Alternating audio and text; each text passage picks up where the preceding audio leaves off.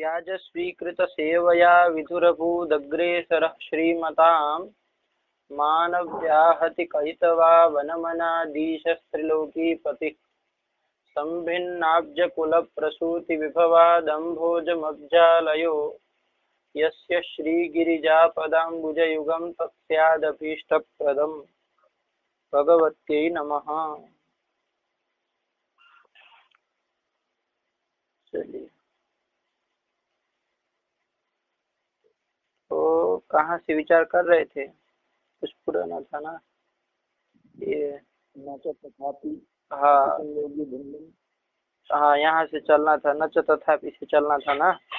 ठीक। हाँ, उसके पूर्व में क्या क्या हम लोगों ने विचार किया है? तो हम लोगों ने ये विचार किया है, एक मिनट रुकिएगा। हाँ, वही निरवच्छिन्न वाला प्रकरण चालू किया था ना। हाँ, तो निरवच्छिन्न। हाँ, तो ये था कि यदि लक्षण का स्वरूप निरवच्छिन्न तो विशेषण न दे, आधे तादृश आधेयता निरूपित अधिकरणता, यदि निरवच्छिन्न तो विशेषण न दे तो कहाँ पर दोष दिया था? कपि संयोगी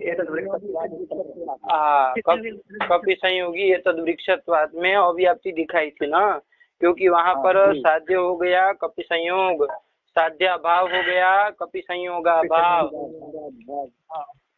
अरे साध्य अभाव के साध्य क्या है? कपि संयोग। तो साध्य भाव क्या होगा? कपि संयोग। हाँ, दो अभाव कौन बोल दिया? कपि संयोगा भाव कौन बोला? कोई बोला ना? चलिए, कपि संयोगा भाव साध्या भाव हो गया। इसका अधिकरण, अब आपको पता है वो निरुक्त जो संबंध है उसको घटाएंगे तो कौन संबंध लब्ध होता है? स्वरूप ही होता है ना। और भाव साध्य का स्थल कोई भी हो तो वहां पर स्वरूप ही लब्ध होता है ना। तो ज्यादा उसको अब धीरे धीरे ऐसे समझने का भी अभ्यास करिए संक्षेप में, है ना, कि भाव साध्य का स्थल है तो स्वरूप आएगा। फिर आप लोग जब पाठ लगाए तब घटाए तो पूरा घटाइए, ठीक। तो स्वरूप संबंध आएगा। तो स्वरूप संबंध से साध्या भाव का, कपि संयोगा भाव का अधिकरण हमने ले लिया था। कौन अधिकरण ले लिया था? मूलावच्छेदेन एतद् वृक्ष को ले लिया था। और तन निरूपित वृत्तिता ही हेतु में जा रही थी, वृत्तित्व भाव नहीं जा रहा था, तो अव्याप्ति हो रही थी। उसी का वारण करने के लिए हमने आधेयता निरूपित जो अधिकरणता है उस अधिकरणता में विशेषण दिया, निरवच्छिन्नत्व विशेषण दिया। तो जब वो विशेषण दिया तो क्या लक्षण का स्वरूप बना विवेक? साध्यतावच्छेदक संबंधावच्छिन्न सवितावच्छेदक धर्मेतर धर्मानवच्छिन्न सवितावच्छेदकावच्छिन्न साध्यनिष्ठ प्रतियोगिता का भावत्वावच्छिन्न सवितावच्छेदक संबंधावच्छिन्न सवितावच्छेदकावच्छिन्न प्रतियोगिता का साध्या भाव वृत्ति साध्य सामान्य प्रतियोगितावच्छेदक संबंधावच्छिन्न ध्येयता वृत्ति निर्वच्छिन्नादि कर्मकागम निरूपित सवितावच्छेदक संबंधावच्छिन्न वित्तात्मक धर्मानवच्छिन्न वित्तात्मक वृत्तिनिष्ठ प्रतियोगिता का भावो व्याप्ति। यही कर दिया ना, यही लक्षण कर दिया। हाँ, जब ये कर दिया हमने तो अब दोष नहीं आएगा, यही कहा था। क्योंकि यहाँ पर साध्य स्वरूप संबंधावच्छिन्न, अरे प्रतियोगितावच्छेदक संबंध स्वरूप संबंध आया ना, तो स्वरूप संबंधावच्छिन्न और साध्या भाव क्या था? कपि संयोगा भाव, कपि संयोगा भावत्वावच्छिन्न आधेयता निरूपिता अधिकरणता। हम ये मूलावच्छेदेन तो ये तद वृक्ष में ले रहे थे दोष देने के लिए, तो अब नहीं ले सकते क्योंकि अधिकरणता कैसी कही है? निरवच्छिन्ना कही है ना। और ये जो ये तद वृक्ष निष्ठा मूलावच्छेदेन ये तद वृक्ष निष्ठा जो अधिकरणता है वो कैसी है? निरवच्छिन्ना है क्या? नहीं है। कैसी है? सावच्छिन्ना है, ठीक है ना। मूलावच्छेदेन कह रहे हैं ना, तो सावच्छिन्ना हो गए। तो सावच्छिन्ना जब हो गए अधिकरणता तो ये तो नहीं ली जाएगी।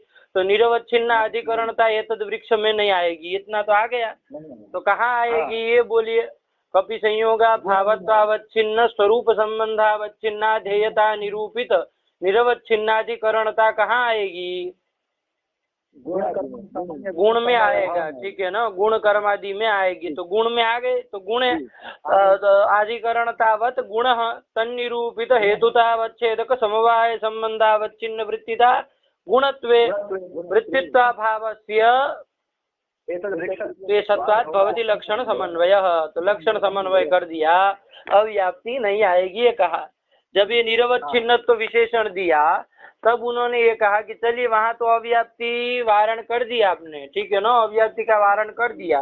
कहाँ पर? कपि संयोगी ये तद वृक्षत्वात् में, ये स्थल में जो अव्याप्ति हो रही थी उसका वारण कर दिया। लेकिन अब कहाँ दोष आएगा? तो उन्होंने कहा कि कपि संयोगा भाववान सत्वात्, यहाँ पर दोष आएगा, ठीक है ना। कपि संयोगा भाववान सत्वाद।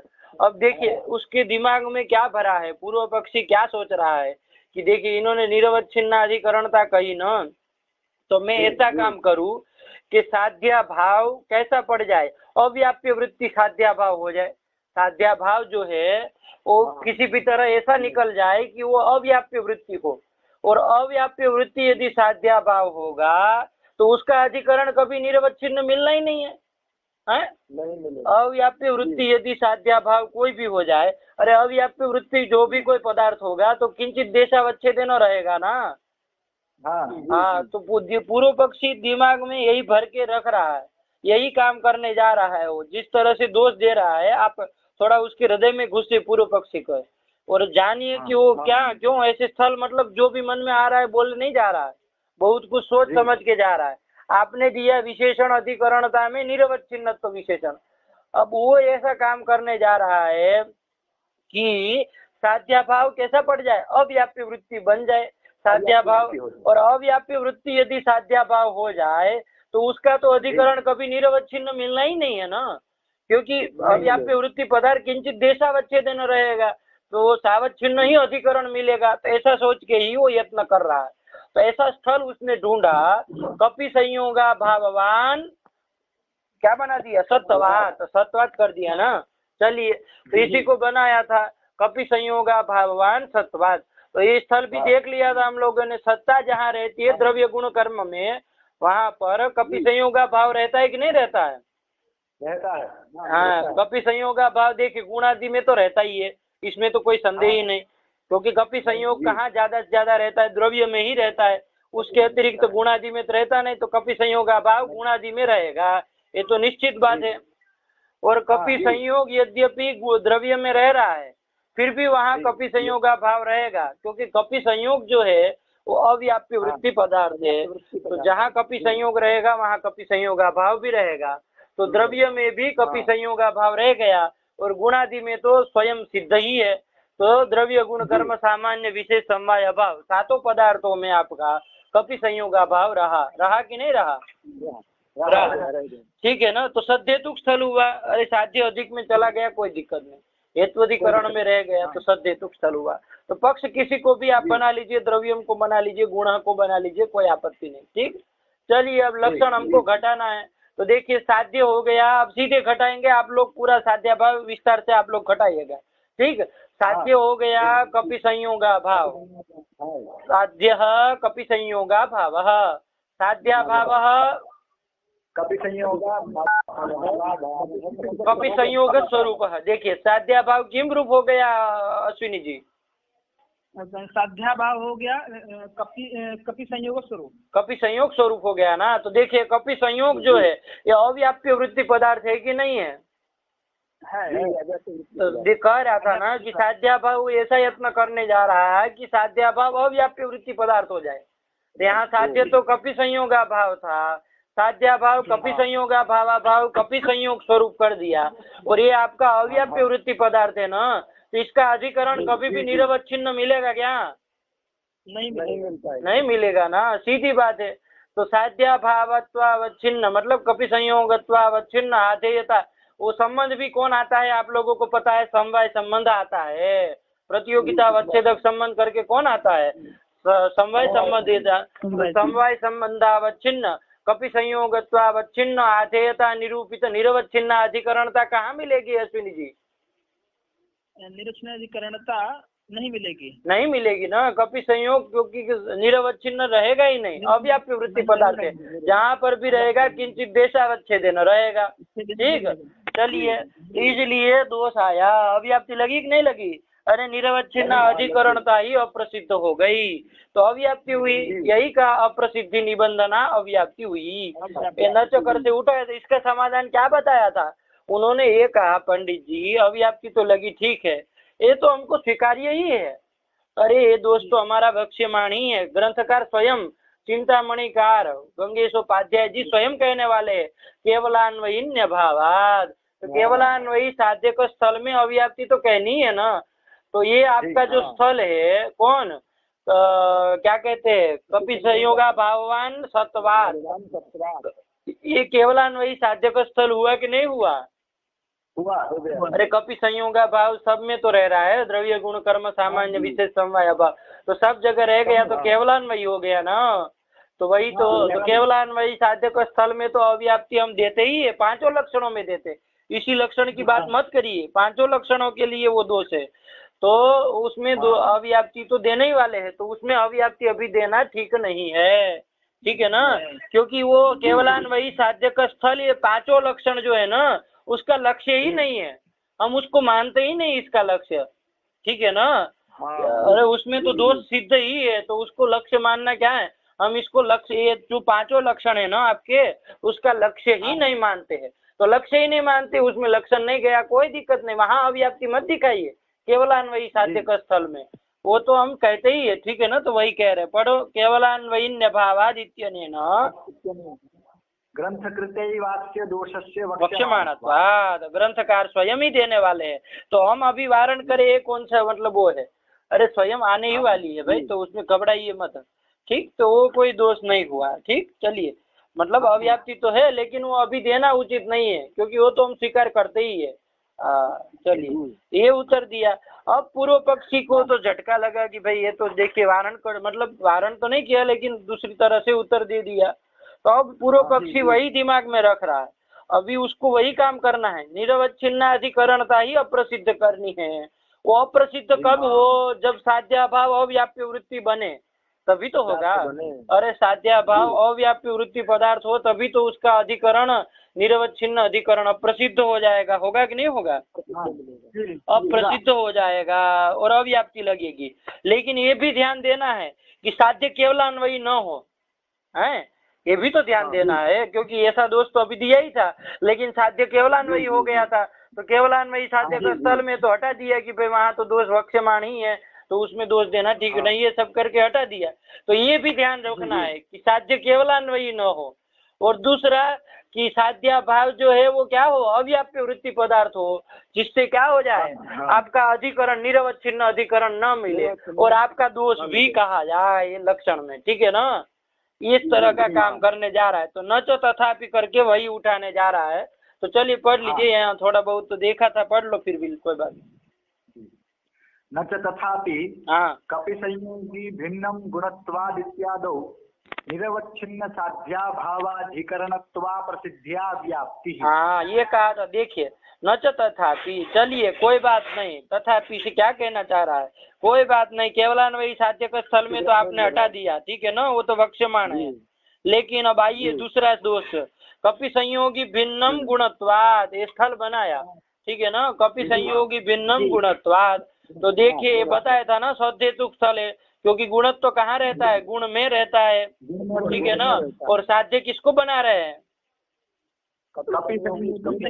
वेद को बना रहे हैं ना। तो अश्विनी जी बताइए कपि संयोगी कौन होता है? पहले ये देखा जाए। हाँ जी, कपि संयोगी कौन होता है? अरे कपि संयोगी मतलब कपि संयोग वाला कौन? द्रव्य ही होता है ना, गुण कभी भी होगा क्या? नहीं होगा। तो कपि संयोगी का भेद, कपि संयोगी द्रव्य हो गया, उसका भेद गुण में मिलेगा कि नहीं मिलेगा? मिल जाएगा, ठीक है ना। अरे गुण थोड़ी कपि संयोगी होता है, नहीं होता है ना। तो कपि संयोगी न ऐसा भेद आपका गुण में मिल जाएगा, कर्म में भी मिलेगा, सामान्य में भी मिलेगा, विशेष में भी, समवाय में, अभाव में, सब जगह मिल जाएगा क्योंकि कोई भी कपि संयोगी नहीं होता है। तो कपि संयोगी न ऐसा भेद सब जगह मिल जाएगा, ठीक है ना। जैसे घट हो न, ये भेद कहाँ मिलता है? घटातिरिक्त सब सकल जगत में मिलता है ना। तो कपि संयोगी न ये भेद कहाँ मिलेगा? कपि संयोगी को छोड़ करके सब जगह मिलेगा। तो कपि संयोगी कौन होता है? द्रव्य ही होता है ना। तो उसके अतिरिक्त सब जगह भेद मिलेगा, लगा कि नहीं लगा?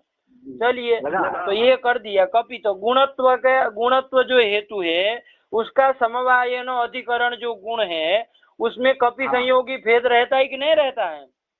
रहता है। किस संबंध से रहता है? स्वरूप संबंध से। स्वरूप संबंध से रहता है। चलिए तो ये सद्हेतुक स्थल हुआ ना, तो क्या बोलेंगे स्थल का स्थल बोलिए, क्या बोलेंगे पक्ष जोड़ के?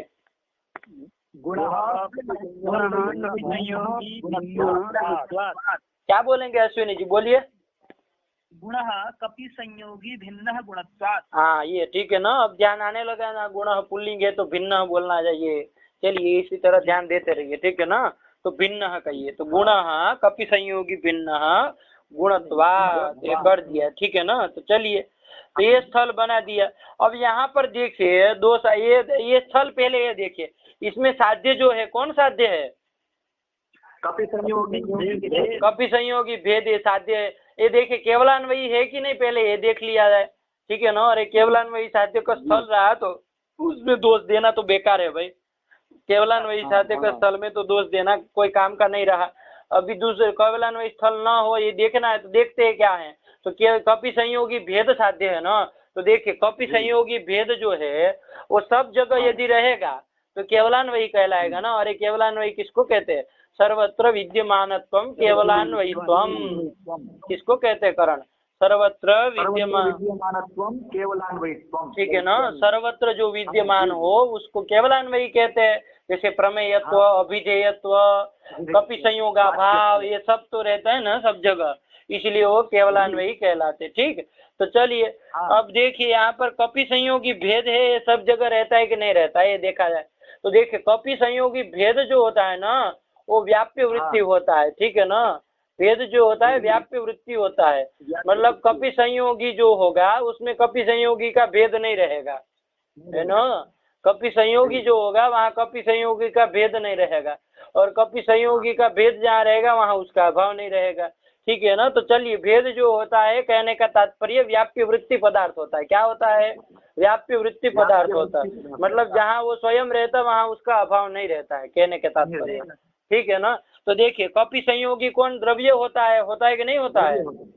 उसमें कपि संयोगी का भेद रहेगा?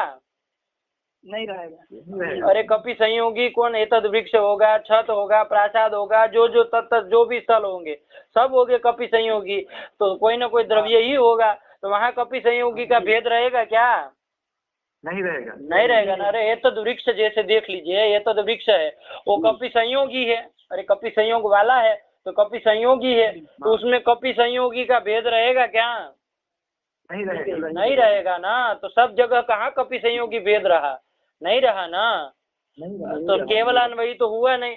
अरे सर्वत्र विद्यमान होगा वही तो केवलान्वयी होगा, तो कपि संयोगी में तो कपि संयोगी का भेद नहीं रह रहा है, तो और गुणादि में रह रहा है लेकिन सब जगह तो नहीं रहा, द्रव्य में नहीं रहा ना कपि संयोगी का भेद। तो ये आपका केवलान्वयी साध्य नहीं है, ध्यान दीजिएगा, ठीक है ना। केवलान्वयी साध्य नहीं है। समझ में आया कि नहीं विवेक?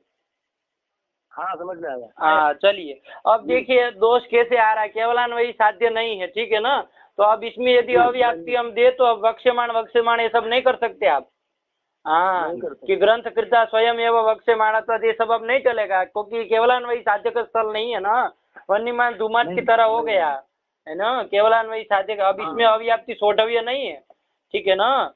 इसमें अव्याप्ति सहन नहीं करेंगे, अव्याप्ति लगी तो गए काम से।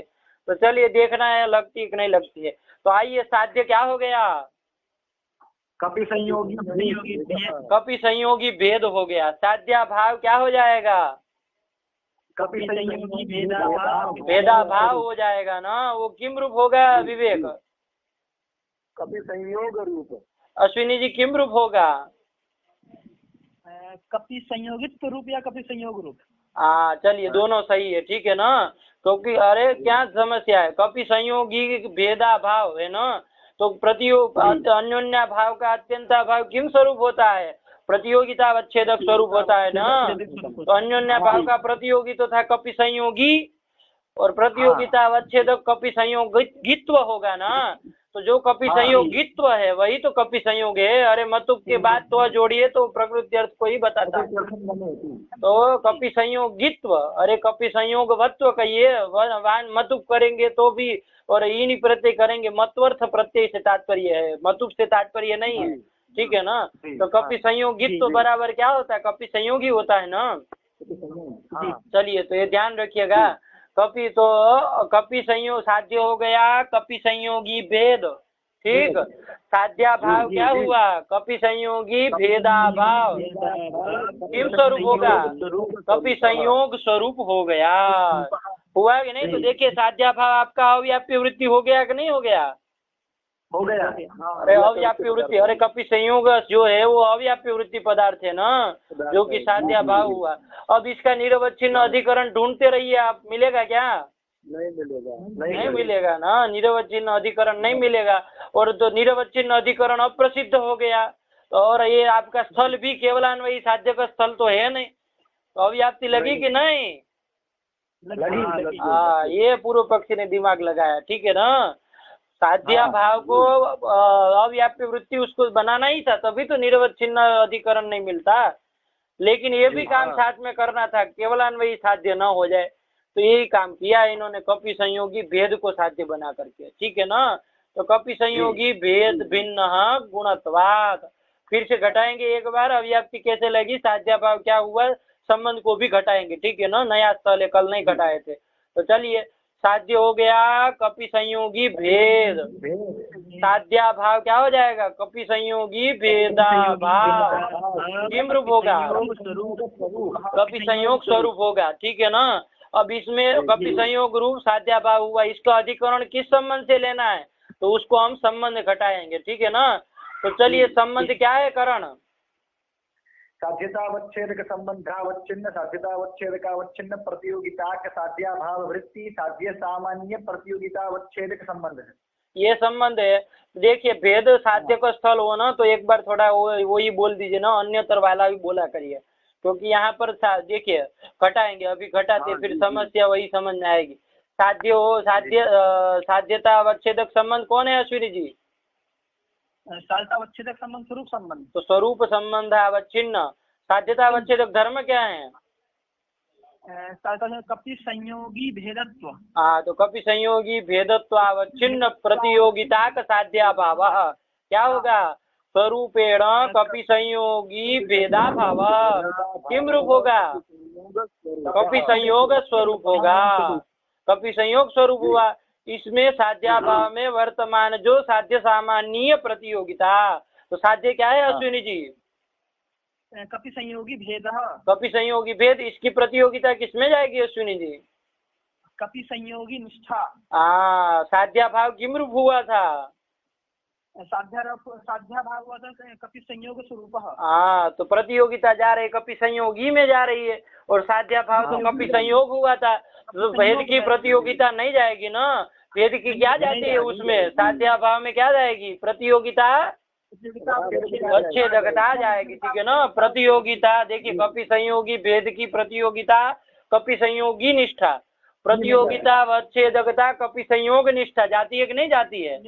तो चलिए हम यदवा करके एक कल्प चलाए थे ना, या तो वहाँ पर साध्या भाव वृत्ति, या तो साध्य सामान्य प्रतियोगिता हो, चाहे साध्य सामान्य प्रतियोगिता अच्छेदकता हो। तो यहाँ साध्य सामान्य प्रतियोगिता तो नहीं है ना, क्योंकि प्रतियोगिता तो किसमें है विवेक, तो कपि संयोगी में तो कपि साध्या भाव जो कपि संयोग है उसमें क्या है, प्रतियोगिता अवच्छेदकता, साध्य सामान्य प्रतियोगिता अवच्छेदकता, ये कहो। ठीक है ना, साध्य सामान्य प्रतियोगिता अवच्छेदकता। और उसका अवच्छेदक संबंध अश्विनी जी क्या होगा, प्रतियोगिता अवच्छेदकता का अवच्छेदक संबंध, प्रतियोगिता अवच्छेदकता का अरे हाँ समवाय। ठीक है ना, क्योंकि प्रतियोगिता अवच्छेदक जो कपि संयोग है वो अपने प्रतियोगी में समवाय संबंध से रहता है, इसलिए प्रतियोगिता अवच्छेदकता का अवच्छेदक संबंध क्या हो जाएगा, समवाय संबंध हो जाएगा। तो तादृश अवच्छेद प्रतियोगिता अवच्छेदकता अवच्छेदक संबंध करके कौन समवाय संबंध आया ना, वही अन्यतर वाला संबंध बोलने का भी प्रयास करिए। ठीक है ना, अन्यतर घटित जो बनाया है, ये भी भेद साध्य के स्थल में इसी में सरलता रहेगी। ठीक, चलिए। जी। तो ये कर दिया, तो प्रतियोगिता अवच्छेदक संबंध करके कौन संबंध आया? समवाय संबंध आया। अब आइए लक्षण हमको घटाना है, तो लक्षण में जो साध्याभाव था वो भी घटा लीजिए एक बार। साध्यतावच्छेदक स्वरूप संबंधावच्छिन्न, साध्यतावच्छेदक कपि संयोगी भेदत्वेतर धर्मानवच्छिन्न, साध्यतावच्छेदक कपि संयोगी भेदत्वावच्छिन्न।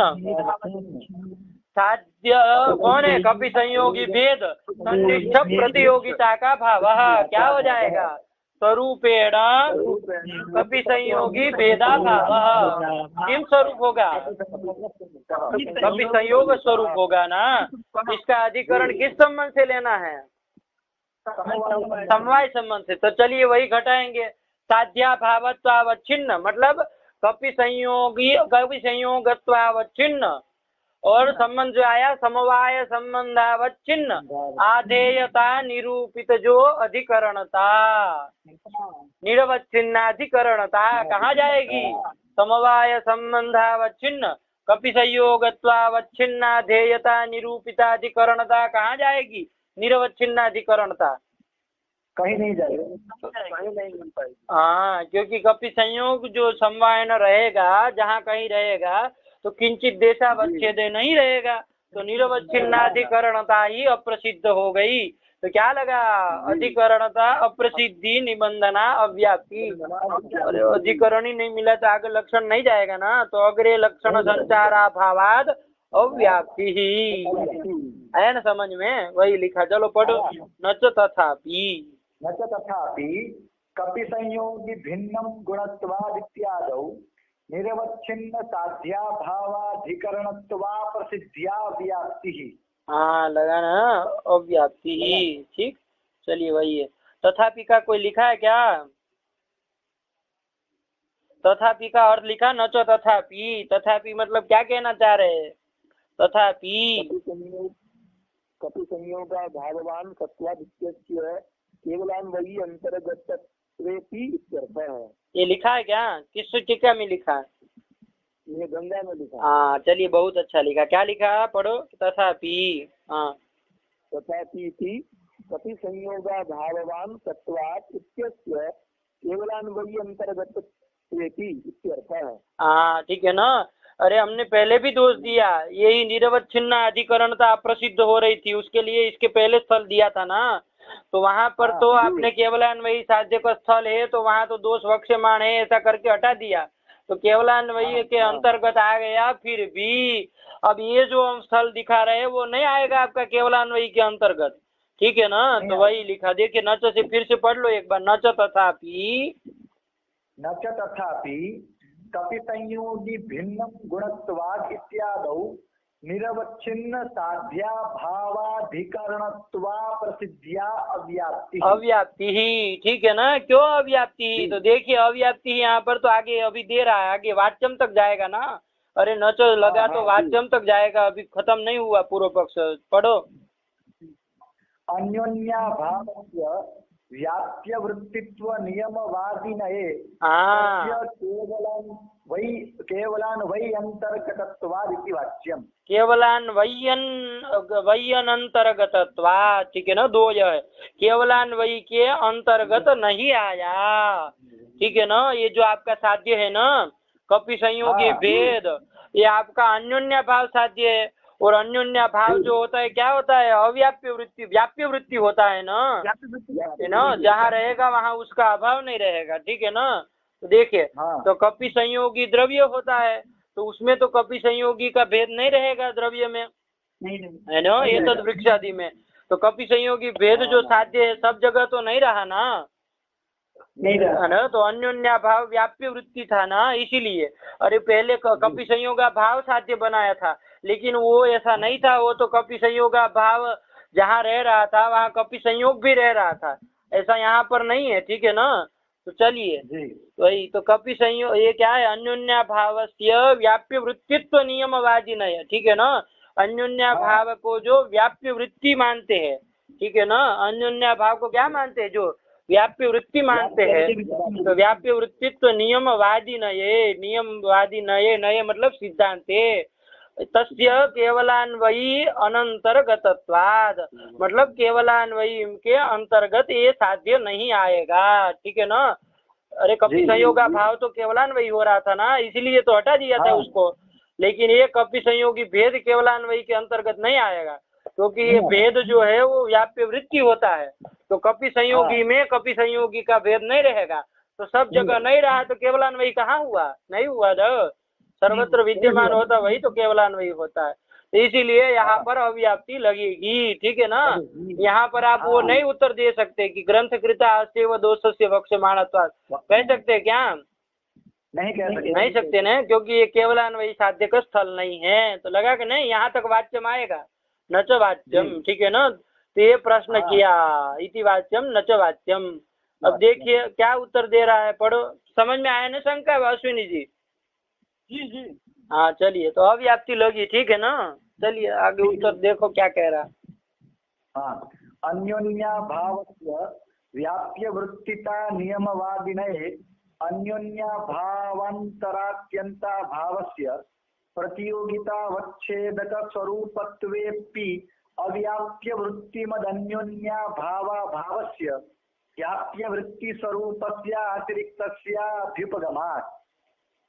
चलिए अग्रे स्फुटी भविष्यति। चलिए, तो वो आगे चतुर्थ लक्षण में इसको विस्तार से बताएंगे, लेकिन अभी काम के लिए, खंडन करने के लिए थोड़ा समझ लीजिए कि क्या कहना चाह रहे हैं, ठीक है ना। बाकी चतुर्थ लक्षण है, अग्रे मतलब चतुर्थ लक्षण है स्फुटी भविष्यति। चौथे लक्षण में जब विचार करेंगे ना, कौन है चौथा लक्षण करण?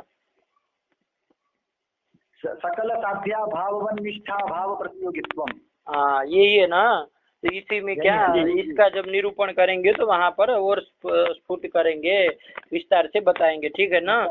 लेकिन यहाँ पर देखिए अभी क्या कह रहे हैं, तो देखिए एक दो तीन बातें समझ लीजिए तभी उत्तर पक्ष समझ में आएगा। अन्योन्या भाव का अभाव होता है ना, तो ठीक है ना। तो दो तरह के बता रहे हैं। देखिए अन्योन्या भाव का जो अभाव है ना, एक तो व्याप्य वृत्ति मद अन्योन्या भाव का अभाव, और एक होता है अव्याप्य वृत्ति मद अन्योन्या भाव का अभाव। दो होता है, क्या दो? एक व्याप्य वृत्ति मद अन्योन्या भाव का अत्यंताभाव, हाँ अव्याप्य वृत्ति मद अन्योन्या भाव का अत्यंताभाव, ठीक है ना। क्या अश्विनी जी, दो कौन बताए? व्याप्य वृत्ति मद अन्योन्या भाव का अत्यंताभाव, हाँ अव्याप्त एक है अव्याप्य वृत्ति मद अन्योन्या भाव का अत्यंताभाव। हाँ, तो दो तीन जो अब व्याप्य वृत्ति और अव्याप्य वृत्ति एक दो दृष्टांत के रूप में समझ लीजिए ताकि समझ में आ जाए, ठीक। जैसे देखिए आपको संयोग तो पता चल गया कि अव्याप्य वृत्ति पदार्थ है ना। अव्याप्य वृत्ति पदार्थ किसको कहते हैं अश्विनी जी? अव्याप्य वृत्ति पदार्थ जहाँ पर क्या कहते हैं, एक देशावच्छेदन पदार्थ भी रहे और दूसरे देशावच्छेदन उसका अभाव भी रहे।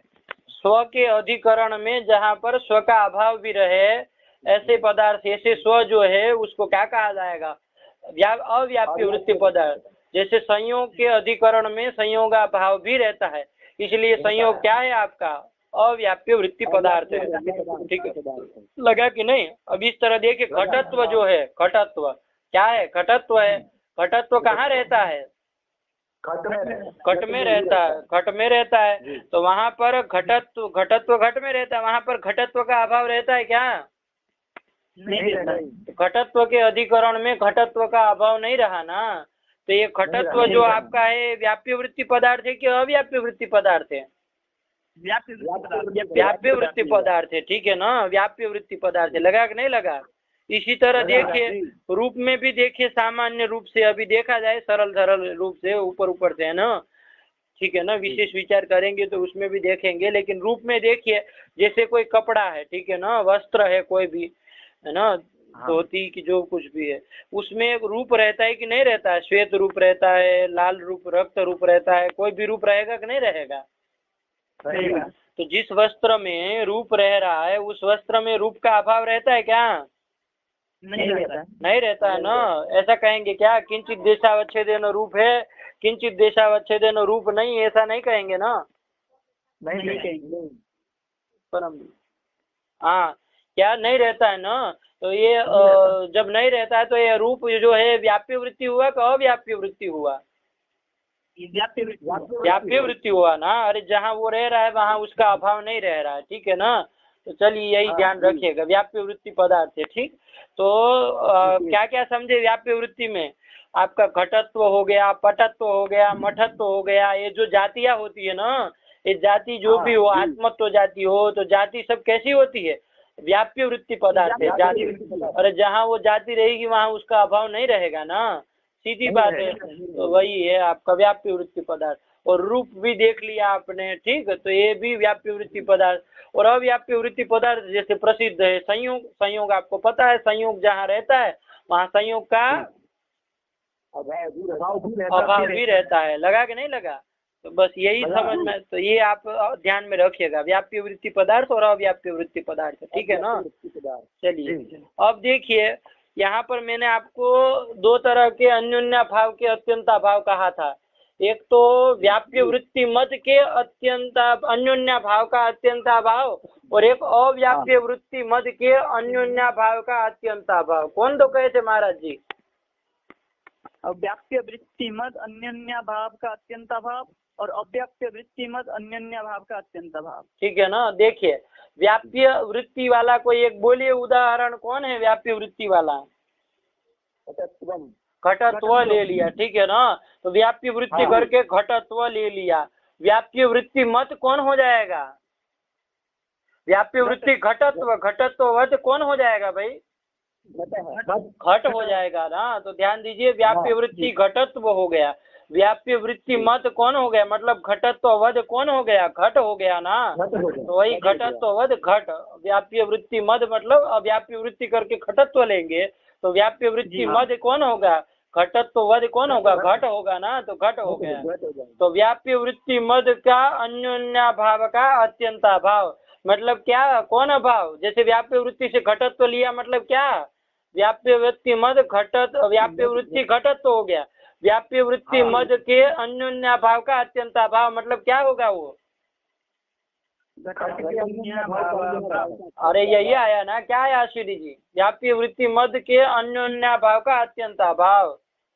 घटत्व वृत्ति मद घट का अन्योन्या भाव का अत्यंता भाव। घटत्ववद जो घट है वो घट के अन्योन्या भाव का अत्यंता भाव आया ना। अरे व्याप्य वृत्ति घटत्व हो गया, तदवद घट हो गया, और घट का और अन्योन्या उसके अन्योन्या भाव का अत्यंत मतलब घटान्योन्या भावाभाव। यही तो हुआ, यही बोलेंगे ना। घटत्ववद घट हो गया तो उसका अन्योन्या भाव का अत्यंत भाव, तो घटान्योन्या भावाभाव। लगा कि नहीं लगा? लगा ना। तो बस ये ध्यान में रखिएगा, ठीक है ना। ये हुआ। इसी तरह अव्याप्य वृत्ति मद के अन्योन्या भाव का अत्यंता भाव, ये देखना। तो देखिए अव्याप्य वृत्ति कौन होता है पहले ये बताइए? संयोग होता है, ठीक है ना। संयोग हो गया। अव्याप्य वृत्ति मद कौन होगा? संयोगी जो होगा वही तो होगा। अरे संयोग वाला कौन होगा? संयोगी कह दीजिए संक्षेप में उसको, ठीक है ना। अब चाहे ये तद वृक्ष हो चाहे जो भी रहना हो, ठीक है ना। संयोगी कह दिया तो जो भी होगा। तो अव्याप्य वृत्ति पदार्थ हुआ संयोग, तदवत मतलब संयोगी, यही हुआ ना। संयोगी, संयोगी के अन्योन्या भाव का अत्यंता भाव। ये क्या हुआ? अव्याप्य वृत्ति मद के अन्योन्या भाव का अत्यंता भाव। हुआ कि नहीं हुआ? चलिए तो दोनों का दृष्टांत याद रखिए। ये पहले वाले का व्याप्य वृत्ति मद अत्यंता, व्याप्य वृत्ति मद अन्योन्या भाव का अत्यंता भाव क्या हुआ? हाँ, व्याप्य वृत्ति करके किसको लिया महाराज जी? व्याप्य वृत्ति करके घटत्व लिए। हाँ, तदवत घट हो गया और उसके अन्योन्या भाव का अत्यंता भाव, यही तो बात है। और अव्याप्य वृत्ति मद के अन्योन्या भाव का अत्यंता भाव, ये भी देखिए। तो अव्याप्य वृत्ति कौन हुआ? संयोग हुआ। अव्याप्य वृत्ति मद कौन होगा अश्विनी जी? संयोगी हो जाएगा ना। अरे वो ये तो वृक्ष हो जो भी हो, लेकिन वो संयोगी कहलाएंगे ना। तो संयोगी कह दिया, उसके अन्योन्या भाव का अत्यंता भाव। तो दो तरह के अन्योन्या भाव का अत्यंता भाव आया ना। एक तो व्याप्य वृत्ति मद के अन्योन्या भाव का अत्यंता भाव, और एक व्याप्य वृत्ति मद के अन्योन्या भाव का अत्यंता भाव। आया कि नहीं आया? दोनों माया। चलिए अब ध्यान दीजिए, आप लोग समझ लीजिए उनका सिद्धांत क्या कह रहा है, जो कि चतुर्थ लक्षण में वो स्फुटित करेंगे। यहाँ पर केवल इशारे के रूप में कह दिया है। तो ये कहा कि व्याप्य वृत्ति मद के अन्योन्या भाव का अत्यंता भाव, मतलब क्या विवेक? घटान्योन्या भावा भाव। यही हुआ ना, व्याप्य वृत्ति मद के अन्योन्या भाव का अत्यंता भाव, मतलब घटान्योन्या भावा भाव। ये जो आपका है वो प्रतियोगिता अवच्छेदक स्वरूप होगा। मतलब किम स्वरूप होगा अश्विनी जी? घटान्योन्या भावा भाव, ये घटत्व स्वरूप होगा। घटत्व स्वरूप होगा। तो ये प्रतियोगिता अवच्छेदक स्वरूप होगा, ठीक है ना। व्याप्य वृत्ति मध्य के अन्योन्या भाव का जो अत्यंता भाव है वो प्रतियोगिता अवच्छेदक स्वरूप होगा। अरे अन्योन्या भाव का अत्यंता भाव प्रतियोगी स्वरूप होता है ना, प्रतियोगिता अवच्छेदक स्वरूप होता है ना। तो वही कह रहे हैं, व्याप्य वृत्ति मध्य के अन्योन्या भाव का अत्यंता भाव प्रतियोगिता अवच्छेदक स्वरूप होगा। किंतु अव्याप्य वृत्ति मध्य के अन्योन्या भाव का जो अत्यंता भाव है, क्या है वो? तो एक उदाहरण के बोलिए, क्या है अश्विनी जी? व्याप्य वृत्ति मद, अव्याप्य वृत्ति, अरे अव्याप्य वृत्ति मद के अन्योन्या भाव का अत्यंता भाव। अत्यंता भाव बोलिए क्या, ये बोलिए दृष्टांत के रूप में।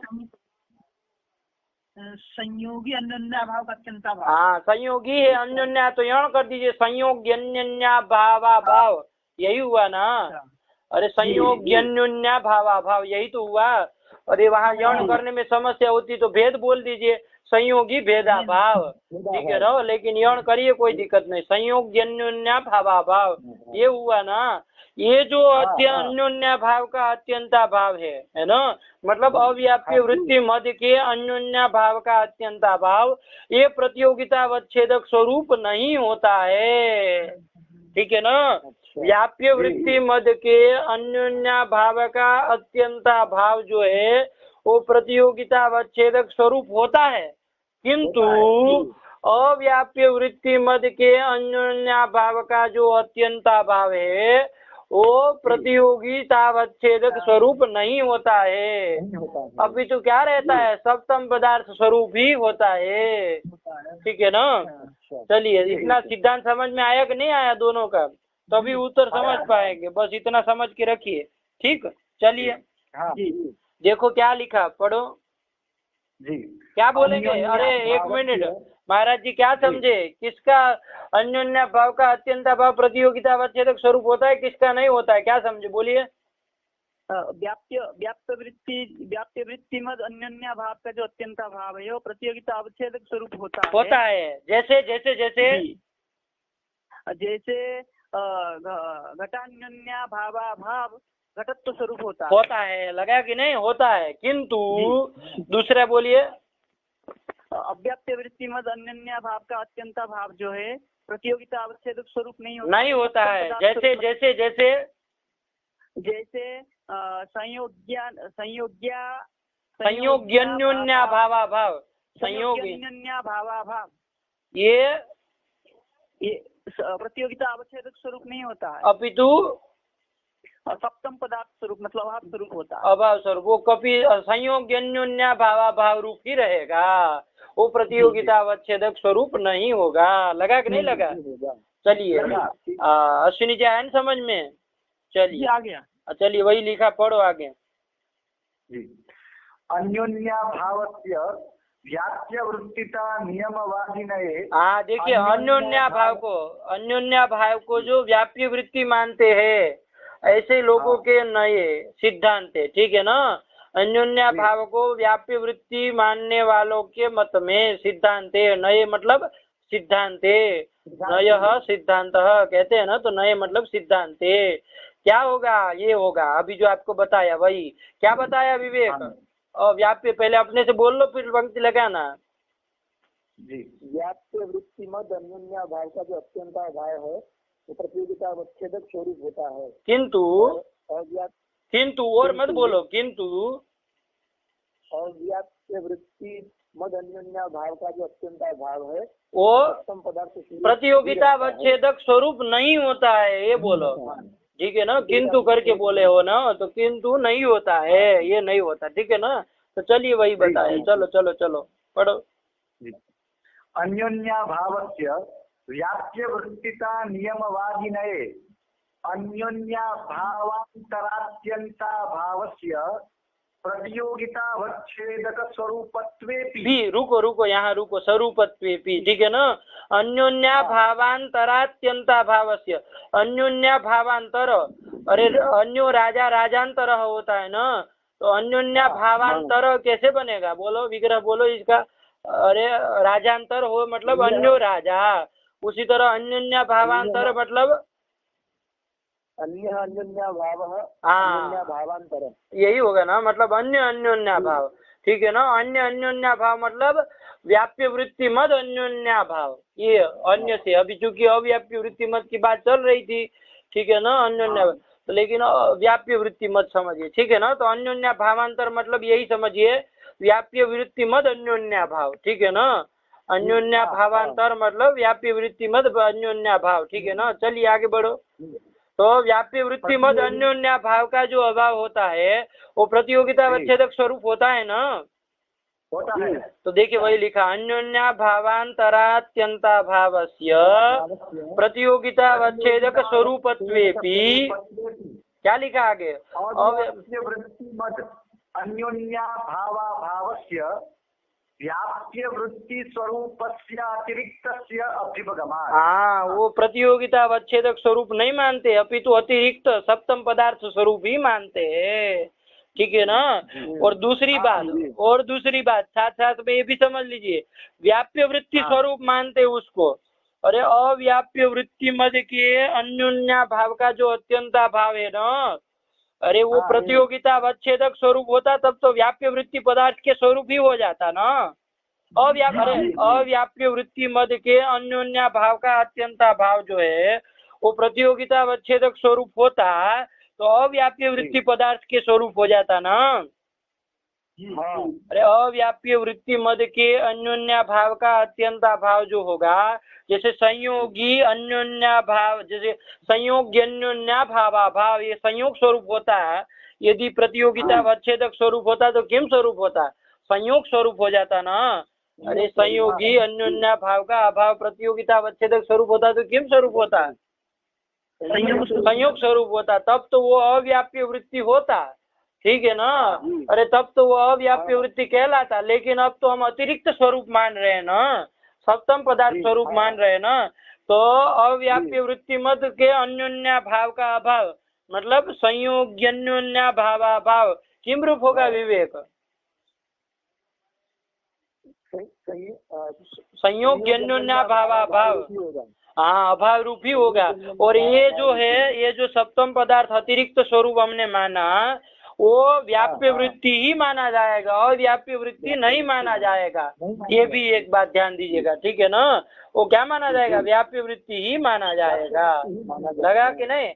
तो चलिए अभी तो इतना आप लोगों ने सिद्धांत ये समझा, यही बात आगे स्फुट होने वाली है, लेकिन यही बात है, ठीक। अब प्रकृति में आइए, अब इससे नच वाच्यम कैसे हो, है ना।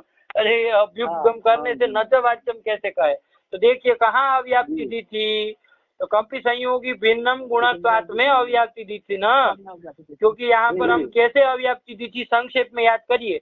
कपि संयोगी भेद साध्य था, साध्या भाव क्या हुआ था, कपि संयोगी भेदा भाव किम स्वरूप मान रहे थे, संयोग स्वरूप मान रहे थे। और इसका समवायनो अधिकरण निरवच्छिन्नाधिकरण ही अप्रसिद्ध हो रहा था, क्योंकि कपि संयोग कैसा था, अव्याप्य वृत्ति पदार्थ हुआ था ना, तो इसका निरवच्छिन्न अधिकरण अप्रसिद्ध हो रहा था। अब आइए हमने क्या माना है, व्याप्य वृत्ति मद के अन्योन्या भाव का अत्यंता भाव तो महाराज जी क्या होता है, किम स्वरूप होता है, प्रतियोगिता अवच्छेदक स्वरूप होता है, किंतु अव्याप्य वृत्ति मद के अन्योन्या भाव का अत्यंता भाव अश्विनी जी अब प्रतियोगिता अवच्छेदक स्वरूप न हो करके सप्तम पदार्थ स्वरूप होता है। हाँ सप्तम पदार्थ स्वरूप होता है, चलिए सही बोले, पकड़ लिए। तो यही सप्तम पदार्थ स्वरूप होता है और वो व्याप्य वृत्ति होता है, एक अलग ध्यान दे दीजिएगा, ठीक है ना, व्याप्य वृत्ति होता है। तो ये कर दिया। अब देखिए यहाँ पर जो हम साध्या भाव करके ले रहे हैं, साध्य कपि संयोगी भेद है, उसका जो साध्या भाव ले रहे क्या होगा अश्विनी जी? साध्याभाव कपि संयोगी भेदा भाव। ये देखिए ये कैसा है, व्याप्य वृत्ति मद का अत्यंता भाव का, व्याप्य वृत्ति मद अन्योन्या भाव का अत्यंता भाव है कि अव्याप्य वृत्ति मद के अन्योन्या भाव का अत्यंता भाव है? क्या है ये दोनों में से? ये है हाँ, क्योंकि कपि संयोगी भेदा भाव कह रहे ना, तो कपि संयोगी तो कपि संयोग अव्याप्य वृत्ति है, कपि संयोगी मतलब अव्याप्य वृत्ति मत हो गया और उसका अन्योन्या भाव का अत्यंता भाव है। ये प्रतियोगिता अवच्छेदक स्वरूप होता है क्या करण? नहीं होता है, नहीं होता है, ये तो सप्तम पदार्थ स्वरूप ही होता है ना, तो अभाव स्वरूप ही होता है। और ये कैसा होता है, व्याप्य वृत्ति होता है कि अव्याप्य वृत्ति होता है? व्याप्य वृत्ति होता है। अरे प्रतियोगिता अवच्छेदक स्वरूप नहीं हुआ ना, सप्तम पदार्थ स्वरूप, ये व्याप्य वृत्ति ही माना जाता है, ठीक है ना। तो चलिए ये कपि संयोगी साध्या भाव क्या हुआ अश्विनी जी? कपि संयोगी भेदा भाव अर्थात कपि संयोग साध्या भाव हुआ कपि संयोगी भेद। साध्य हुआ कपि संयोगी भेद, साध्या भाव हुआ कपि संयोगी भेदा भाव। ये किम स्वरूप होगा? ये सप्तम पदार्थ स्वरूप ही होगा। हाँ, मतलब कपि संयोगी भेदा भाव ही रहेगा, ठीक है ना। प्रतियोगिता अवच्छेदक स्वरूप, अरे कपि संयोग स्वरूप हो रहा था तभी तो दोष आ रहा था कि उसका अधिकरण अप्रसिद्ध हो रहा था, ठीक है ना। लेकिन अब तो कपि संयोगी भेदा भाव रूप ही माना है, तो इसका और ये व्याप्य वृत्ति है, तो इसका व्याप्य वृत्ति पदार्थों का तो निरवच्छिन्न अधिकरण मिलता कि नहीं मिलता है? मिलता है ना। अरे निरवच्छिन्न अधिकरण व्याप्य वृत्ति पदार्थों का तो मिलता है ना, अव्याप्य वृत्ति पदार्थों का निरवच्छिन्न अधिकरण नहीं मिलता, वो किंचित देशावच्छेदेन होते हैं। व्याप्य वृत्ति पदार्थ तो निरवच्छिन्न अधिकरण के रूप में रहेंगे ना, है ना। तो वही तो अब इसका अधिकरण मिल जाएगा। तो देखे कपि संयोगी भेदा भाव जो है इसका अधिकरण कौन होगा? निरवच्छिन्न अधिकरण। अरे कपि संयोगी द्रव्य होता है, कपि संयोगी का भेद कहाँ रहता है?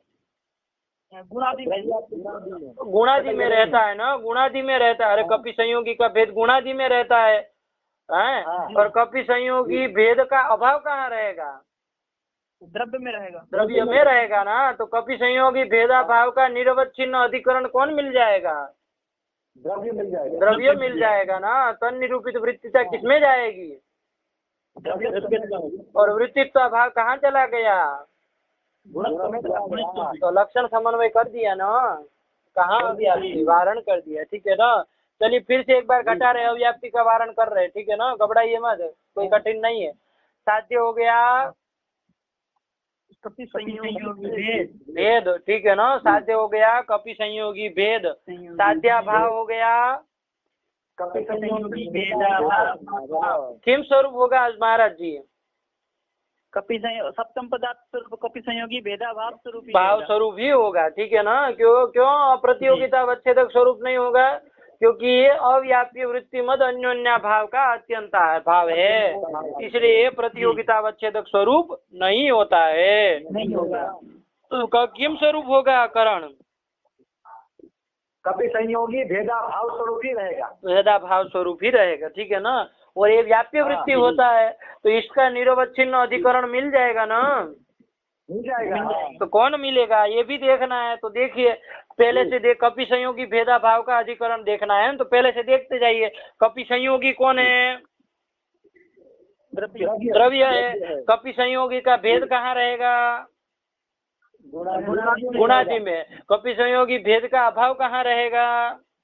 द्रव्य में रहेगा। तो कपि संयोगी भेदा भाव जो आपका साध्या भाव हुआ है ना, जो कि अभाव स्वरूप ही है, उसका निरवच्छिन्न अधिकरण कौन मिलेगा? अरे व्याप्य वृत्ति है तो निरवच्छिन्न अधिकरण मिल जाएगा, कौन मिलेगा?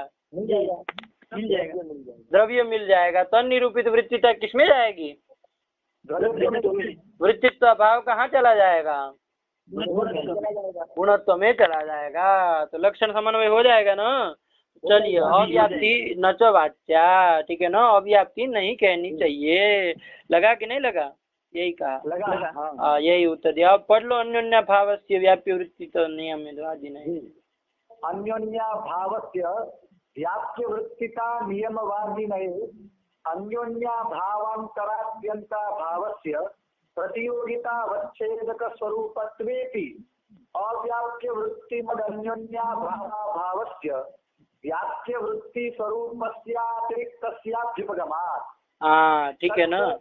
हाँ चलिए तच्च अग्रे स्फुटी भविष्यति। हाँ तच्च अग्रे स्फुटी भविष्यति, ठीक है ना, यही बात आगे बताएंगे। देखिए अन्योन्या भावांतरा भाव कहा ना, अन्योन्या भावांतरा अत्यंता भाव, तो उससे क्या समझना है? अन्य अन्योन्या भाव मतलब क्या? हाँ ये समझना है, ठीक है ना। व्याप्य वृत्ति मद अन्योन्या भावा भाव, ये समझना। ये प्रतियोगी, इसके प्रतियोगिता अवच्छेदक स्वरूप होने पर भी अव्याप्य वृत्ति मद अन्योन्या भाव का जो अभाव है वो व्याप्य वृत्ति स्वरूप नहीं, मतलब अतिरिक्त ही होता है, प्रतियोगिता अवच्छेदक स्वरूप नहीं होता है। और ये कैसा होगा? ये व्याप्य वृत्ति ही रहेगा, ठीक है ना। चलिए तो यही बात है, इसलिए अव्याप्ति नहीं लगेगी। तच्च अग्रे स्फुटी भविष्यति, ठीक है ना। चलिए अग्रे मतलब चतुर्थ लक्षण है, ठीक है ना। चलिए और इसको लगाइएगा, टीका विका देखिएगा, यदि कुछ न समझना है तो बताइएगा, ठीक है ना। सरल ही है, बस ये थोड़ा याद रखिएगा कि किसका अन्योन्या भाव का अत्यंत अभाव प्रतियोगिता अवच्छेदक स्वरूप होता है, किसका नहीं होता है, बस इतना ही, ठीक। चलिए सरल है, कोई कठिन नहीं है। आगे बढ़ा जाए। हाँ चलिए बढ़ो, फिर बढ़ो। ननु तथापि समवायादिना गगनादि हेतुके इदं वह निमत गगनाद इत्यादौ अव्याप्ति। अतिव्याप्ति पंडित जी, पढ़ने भी तो नहीं आता है, कहाँ अव्याप्ति लिखा है? सही से पढ़ो फिर से। हाँ, ननु तथापि समवायादिना गगनादि हेतुके इदं वह निमत गगनाद इत्यादौ अतिव्याप्ति। हाँ इत्यादि अतिव्याप्ति। चलिए देखिए अब वो प्रकरण खत्म किया, ध्यान दीजिएगा। अरे वो निरवच्छिन्नत्व विशेषण देने पर क्या कपि संयोगा भावान सत्वात में दोष आएगा, उसका समाधान कर दिया। क्या कर दिया कि वो केवलान वही साध्य का स्थल है पंडित जी, वहाँ दोष ग्रंथकार स्वयं कहने वाले हैं, तो ज्यादा घबराइए मत, वो तो स्वीकार करते ही है। और दूसरा तब उन्होंने न चकर के स्थल दिया कपि संयोगी भिन्नम गुणत्वात्, तो यहाँ पर जो अव्याप्ति थी उसका वारण भी उन्होंने कर दिया। तो निरवच्छिन्न तो विशेषण देने पर सब दोषों का वारण हो गया, बात खत्म हुई यहाँ पर। अब दूसरे विषय में चल रहे हैं, ठीक है ना। ननु तथापि से अब विषयांतर मतलब अब दूसरे विषय में विचार करने जा रहे हैं, ठीक। चलिए अब क्या लिखा है? ननु तथापि, तथापि का देखिए अर्थ क्या लिखा है, पढ़ो, नीचे लिखा है कुछ तथापि का। हाँ, तथापि एतावत् पर्यन्तस्य लक्षणार्थत्वेति। हाँ मतलब एतावत् पर्यंत लक्षण कर देने पर भी अब दोष आएगा। क्या लक्षण बना दिया विवेक, बोलो? साध्यतावच्छेदक संबंधावच्छिन्न साध्यतावच्छेदक साध्यतावच्छेदकावच्छिन्न साध्यतावच्छेदक संबंधावच्छिन्न साध्यतावच्छेदकावच्छिन्न प्रतियोगिता साध्याभाववृत्ति सामान्य प्रतियोगितावच्छेदक संबंधावच्छिन्न अधेयता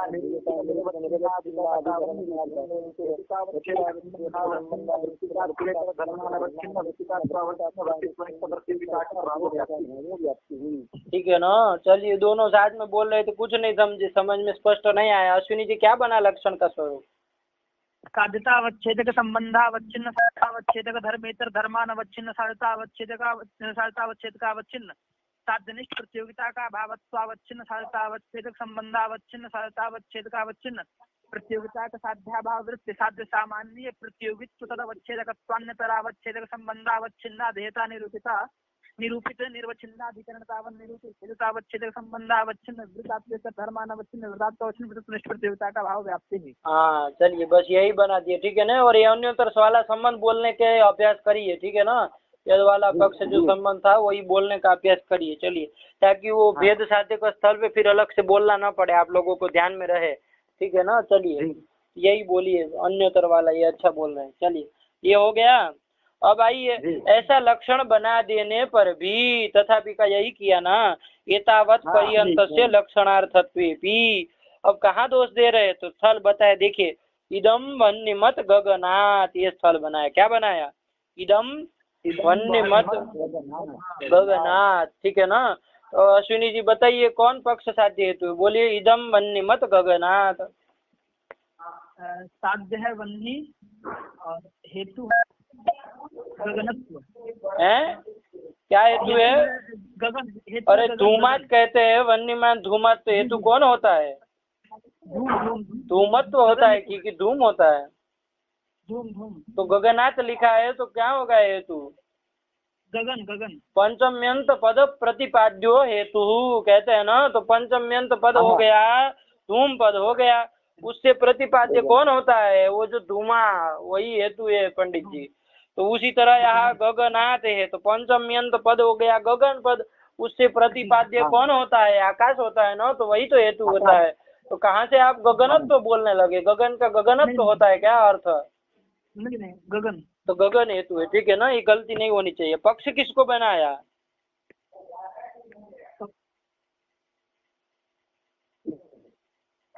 पक्ष किसको बनाया?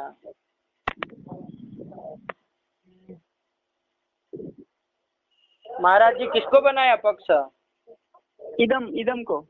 हाँ, थोड़ा आवाज आ रही है किसी के यहाँ से, थोड़ा सही से करिए। कहाँ से आ रही है जी?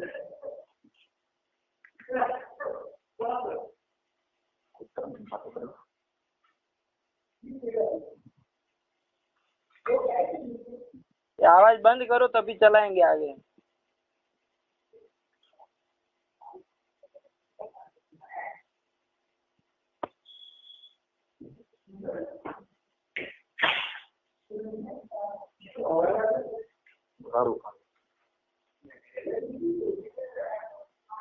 कहाँ से आ रही है? अभी आ रही है? बहुत आ रही है। कम करो, इसको बंद करो बिल्कुल। थोड़ी बहुत नहीं चलेगी, बिल्कुल बंद करो। ये कौन मतलब लगा के रखा है सब?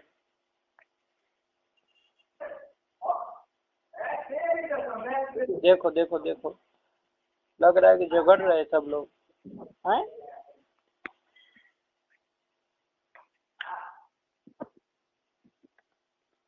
चलिए, तो पक्ष कौन है? विवेक।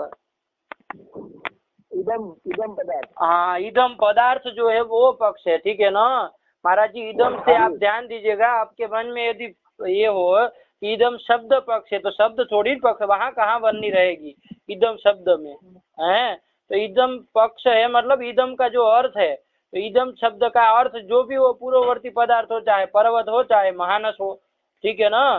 तो इदम मतलब महानसम ले लीजिए, कोई बात नहीं। पर्वत करेंगे तब तो पुल्लिंग में होगा, अयम होगा ना। अरे पर्वत पुल्लिंग में, तो महानसम इदम मतलब महानसम कहने के तात्पर्य। इदम पदार्थ कौन है? महानस है। तो इदम मतलब महानसम वन्निमत गगनाथ, ये कर दिया ना। तो पक्ष अश्विनी जी समझ में नहीं आता, इदम साफ साफ बोल के रखे। तो इदम पदार्थ पक्ष है। इदम पदार्थ कौन है? महानस है, ठीक है ना, महानस है। तो चलिए देखिए, हेतु कौन? गगन है ना। अब गगन जो है और वन्नी साध्य है, तो वन्नी जो साध्य है वो संयोग संबंध से साध्य है। तो संयोग है ना, वन्नी कहाँ पक्ष में रहेगी कि नहीं रहेगी? कहाँ कहाँ रहती है विवेक? पक्ष में रहेगी। कहाँ कहाँ रहेगी?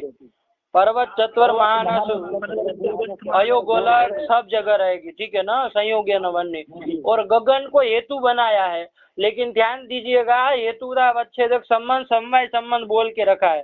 समवायादि ना गगनादि हेतु के कहा है ना। तो समवाय न गगन को हेतु बनाया है। तो समवाय न गगन कहाँ रहेगा करण? समवाय न गगन,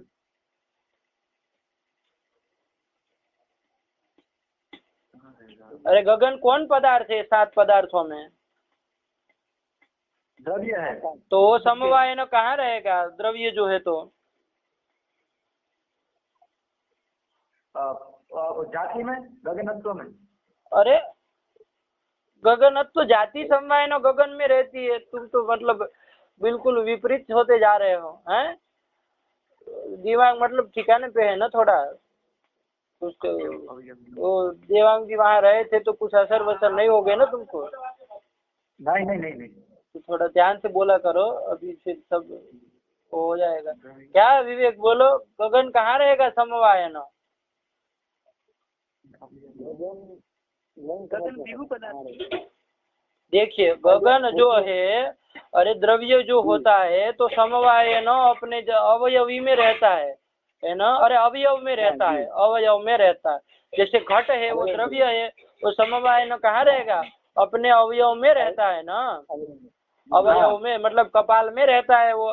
तो गगन भी ये द्रव्य है तो वो समवाय न कहाँ जाएगा अश्विनी जी, अपने अवयव में जाएगा। अरे गगन का कोई अवयव होता है क्या, नहीं होता ना। तो फिर गगन विभू है, नित्य है, एक ही है ना। गगन अवृत्ति पदार्थ है ना। अरे अवृत्ति बाद में समझिए, पहले देखिए तो सही, आप जो बोल दिए उसमें देखिए ना, वो बाकी बकवास बाद में करिएगा, ठीक है ना, अपना फिर करते रहिए क्या है वो क्या नहीं है।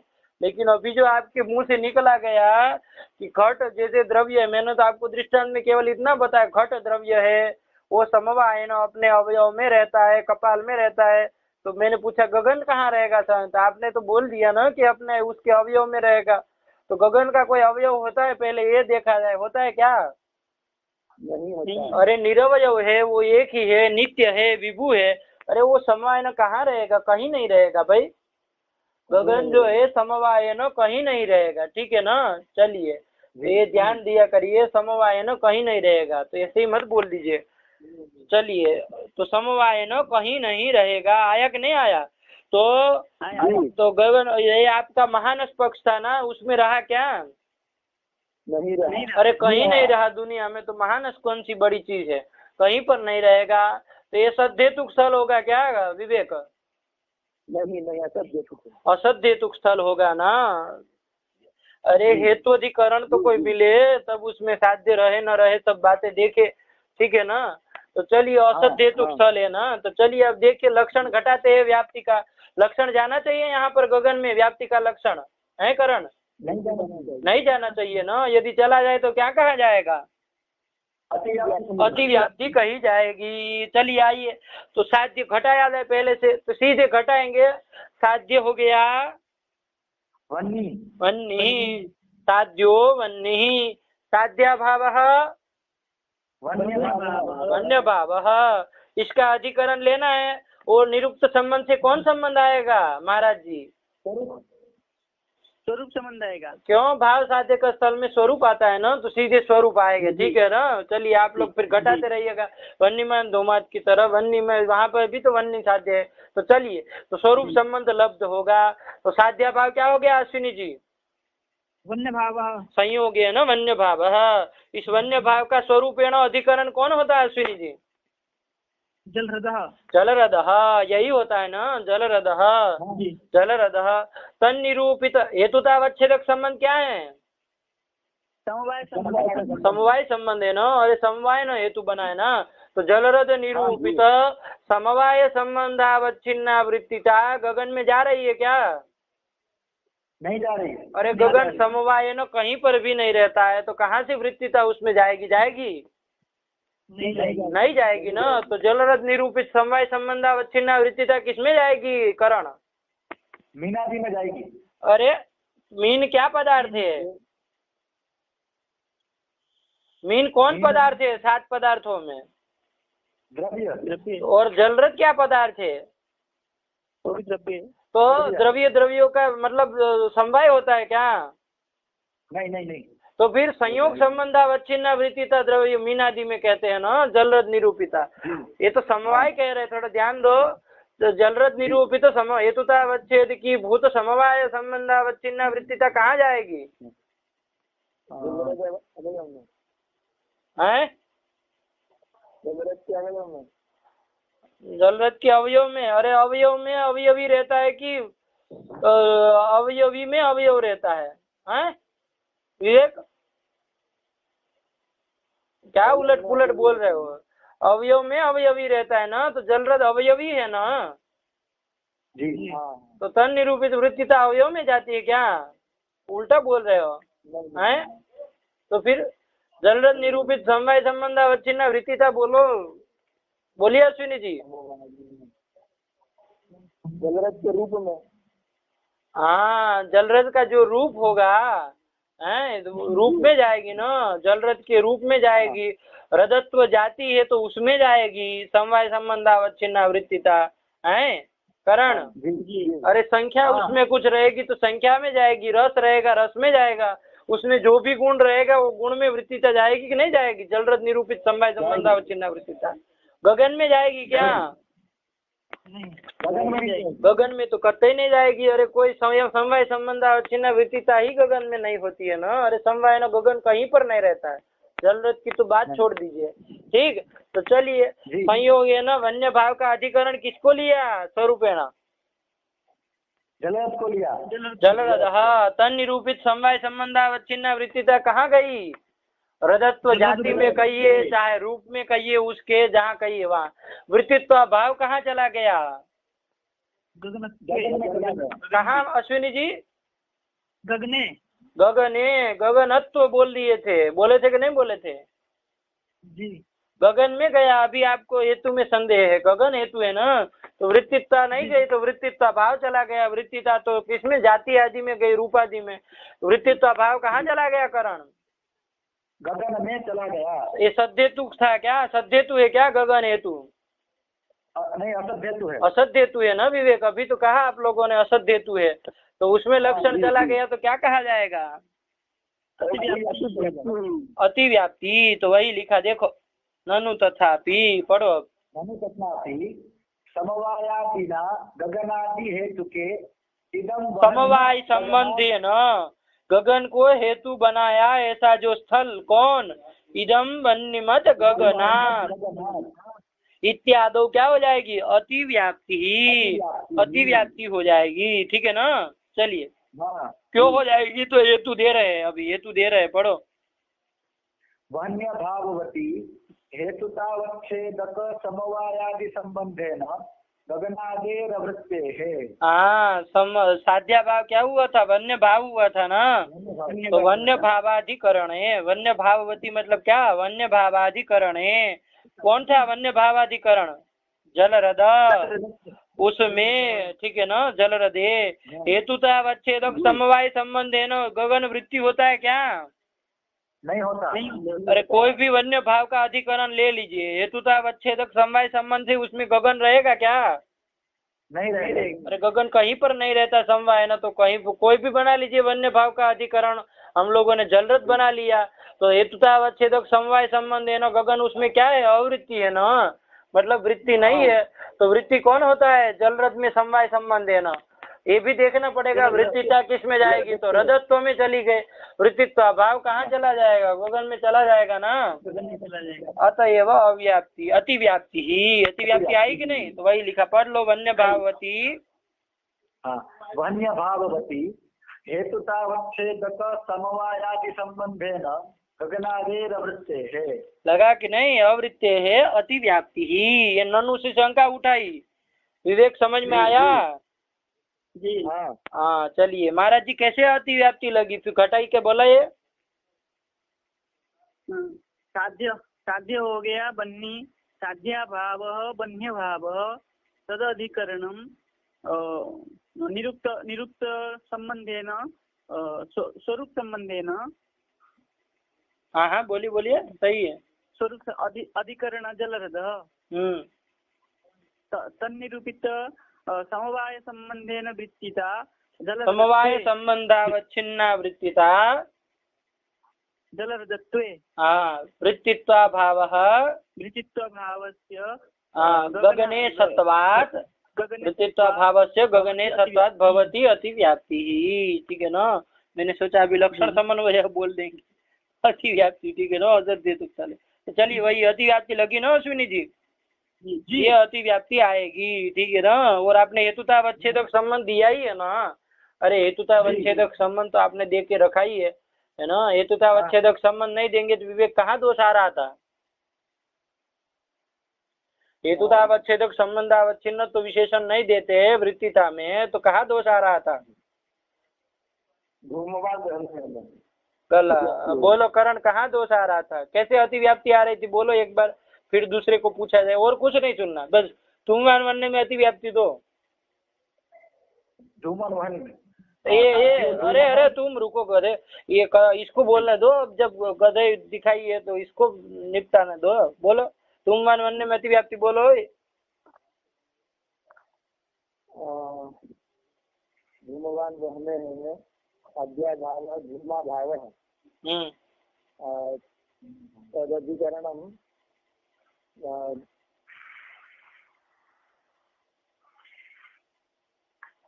जलरज है तन्निरूपित अरे जलरत फलरत तो वो वृत्तित्व भाव से हटा दिए ना है। अरे वो वृत्तित्व भाव का तो निवेश किए है, वो तो कर ही के ही आए है ना कि वृत्ति तात्वेतर धर्मान अवच्छिन्न वृत्ति तात्वावच्छिन्न वृत्तित्वनिष्ठ प्रति, ये सब तो कर ही दिए ना। तो जलरत फलरत को तो उड़ा दिया भाई, उसको मत अब उठाओ। अरे धूमो वन्यमान धूमाद में अव्याप्ति दी थी पंडित जी, भूल गए सब। वन्यमान धूमाद में अव्याप्ति दी थी। साध्य वन्नी साध्या भाव वन्य भाव तद अधिकरण पंडित जी लिया था धूमावयव, याद करिए धूमावयव लिया था कि नहीं लिया था? और तन निरूपित वृत्तिता ही समवाय संबंधावच्छिन्न वृत्तिता ही धूम में जा रही थी, अव्याप्ति आ रही थी। और प्रसिद्ध अधिकरण लेके भी दिया था वन्य भावाधिकरणम जलरदः तन्निरूपित कालिक संबंधावच्छिन्ना वृत्तिता एव धूमे वृत्तित्व भावो न गतः इति अव्याप्ति दिया था ना। उसका वारण करने के लिए अश्विनी जी विशेषण दिया था। वृत्तिता में क्या विशेषण दिया था? हेतुतावच्छेदक संबंधावच्छिन्नत्व, तो हेतुतावच्छेदक संबंधावच्छिन्ना वृत्तिता होनी चाहिए। तो वन्य भावाधिकरण धूमावयव लेते हैं तो क्या हो जाएगा? धूमावयव निरूपित संयुक्त संबंधावच्छिन्ना वृत्तिता धूम में जाएगी? नहीं जाएगी। धूमा अपर धूमावयव में जाएगी। वृत्तित्व भाव धूम में चला गया तो लक्षण समन्वय हो गया। अधिकरण करके जलरज को लेकर तो समय संयुक्त संबंधावच्छिन्ना वृत्तिता मीना दो, वृत्तित्व भाव धूम में चला गया तो लक्षण समन्वय हो गया। इसी के लिए दिया था ना, याद रखिए सब कोई पद कृत्य, ये भूलना नहीं है। कभी भी कोई भी प्रश्न पूछ ले तो दिमाग में होना चाहिए, ठीक है। चलिए तो ये कर दिया, इसीलिए हेतुतावच्छेदक संबंध दिया था ना, हेतुतावच्छेदक संबंधावच्छिन्नत्व विशेषण दिया था। कहाँ पर दिया था करण? वृत्तिता में साध्या भावाधिकरण निरूपित वृत्तिता में दिया था। पूरा बोला करो, अभी आधा अधूरा बोल रहे हैं, ठीक है ना। चलिए तो वृत्तिता में दिया था, ठीक है। तो ये कर दिया। अब हेतुतावच्छेदक संबंध तो यहाँ समवाय संबंध है, और समवाय संबंधावच्छिन्ना वृत्तिता कभी भी गगन में नहीं जाएगी, गगन क्योंकि संभावना रहता ही नहीं कहीं पर। तो वन्य भावाधिकरण जो हमने बनाया, किसको बनाया? जलरज को बनाया। हाँ, तन्निरूपित समवाय संबंधावच्छिन्न वृत्तिता जाति में रजत्व में गए, वृत्तित्व अभाव गगन में चला गया तो अव्याप्ति लगी, ये ननु करके आशंका की है, ठीक है ना। चलिए अब उसी का समाधान नच से करने जा रहे हैं, ठीक है ना। नच से वो जो ननु से शंका उठी है ना, उसका समाधान नच से करने जा रहे हैं। पूर्व पक्षी कोई करने जा रहा है जिसका खंडन होगा। लेकिन पहले देखिए क्या समाधान करने जा रहा है, पढ़ो। न च तल्लक्ष्यमेव हेतुतावच्छेदक संबंधेन पक्षधर्मत्वाभावाच्च असद्धेतुत्व व्यवहार इति वाच्यम। हाँ, पढ़ना नहीं आता ना, ओ कबर बिरबल पढ़ते हैं। न च तल्लक्ष्यमेव, यहाँ रुको पंडित जी। न च तल्लक्ष्यमेव, क्या तत् लक्ष्यमेव? तत् मतलब क्यों न विवेक? अरे तत् तल लक्ष्यमेव, न से देखिए समाधान कर रहा है पूर्व पक्ष जो हुआ ना ननु करके जो आशंका उठी ना अतिव्याप्ति वाली, उसका समाधान करने जा रहे हैं। तो वही कह रहे तल लक्ष्यमेव, न को बाद में पढ़ना अभी वाच्यम के साथ। लेकिन अभी क्या समाधान दिया? तल लक्ष्यमेव, अरे वो लक्ष्य ही है। कौन लक्ष्य कह रहा? तत् मतलब क्या लेंगे?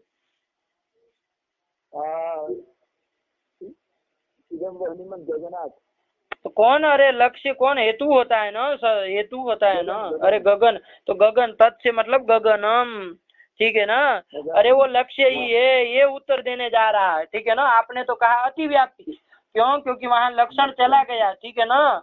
अरे असत्य हेतु था, उसमें लक्षण चला गया तो वृत्तित्व भाव चला गया तो अतिव्याप्ति आप लोगों ने कही, ठीक। उसको उत्तर दे रहा है न च करके, ये उत्तर देना है। वो कह रहा है कि वो लक्ष्य ही है व्याप्ति का, है वो गगन जो है वो व्याप्ति का लक्ष्य ही है। अरे साध्या भाव के अधिकरण में जब हेतु नहीं रह रहा है, हेतुतावच्छेदक संबंध से वृत्तिता नहीं जा रही हेतु में, वृत्तित्व भाव जा रहा है तो लक्ष्य ही हुआ ना। अरे कोई भी अधिकरण में जब वो हेतु नहीं रह रहा है, साध्या भाव के अधिकरण जो कोई भी ले लो, उसमें हेतु नहीं जा रहा है, वृत्तित्व भाव ही जा रहा है, तो फिर क्या वो लक्ष्य ही हुआ ना? क्या हुआ? लक्ष्य ही। तो वह कहने जा रहा है, ठीक है ना, न तो समाधान देने जा रहा है। तत् लक्ष्य में वह, तत् मतलब कौन करण? गगन। हाँ, गगनम इदम वन्यमत गगनम, गगनात में जो गगन हेतु है वो लक्ष्य में वह, किसका लक्ष्य? व्याप्ति का। हाँ, व्याप्ति लक्षण का लक्ष्य ही है, ये कहने जा रहे हैं। तो अब आप कहेंगे कि भाई वो तो फिर असत हेतु कैसे कहते हैं उसको? हम तो असत हेतु कहते हैं ना। अरे आप कह रहे व्याप्ति का लक्ष्य, हम कहते हैं असत हेतु है, असत हेतुत्व का व्यवहार करते हैं ना। इदम निमत गगनाद इत्यत्र गगनम हेतु असत हेतु न सद हेतु, ऐसा व्यवहार करते हैं कि नहीं करते? करते हैं। तो आप तो कह रहे कि व्याप्ति का लक्ष्य है, तो वही कहने जा रहे हैं, ठीक है ना। उसका उत्तर दे रहे भाई नहीं, गगन तो लक्ष्य ही है, व्याप्ति के लक्ष्य क्या, व्याप्ति का जो लक्षण है उसका लक्ष्य ही है गगन। तो असत हेतु तो व्यवहार कैसे हो रहा है उसमें, तो वही लिख रहा है। देखिए असत हेतु तो व्यवहार कैसे हो रहा है, तो वो हेतु बता रहा है। क्या लिखा? लक्ष्य में हेतुतावच्छेदक संबंधेन पक्ष धर्मत्वा भावाच्च असद हेतुत्व व्यवहार। हाँ, इति बात यहाँ तक उठा, ठीक है ना। यहाँ तक समाधान है, ननु की शंका का समाधान है, ठीक है ना। उन्होंने कहा था अतिव्याप्ति ही, यही अतिव्याप्ति ही तो दोष दिया था ननु वाले ने। उसका समाधान क्या करके दिया कि अरे उसमें लक्षण जाए तो जाना ही चाहिए, वो तो लक्ष्य ही है व्याप्ति के लक्षण का, ठीक है ना।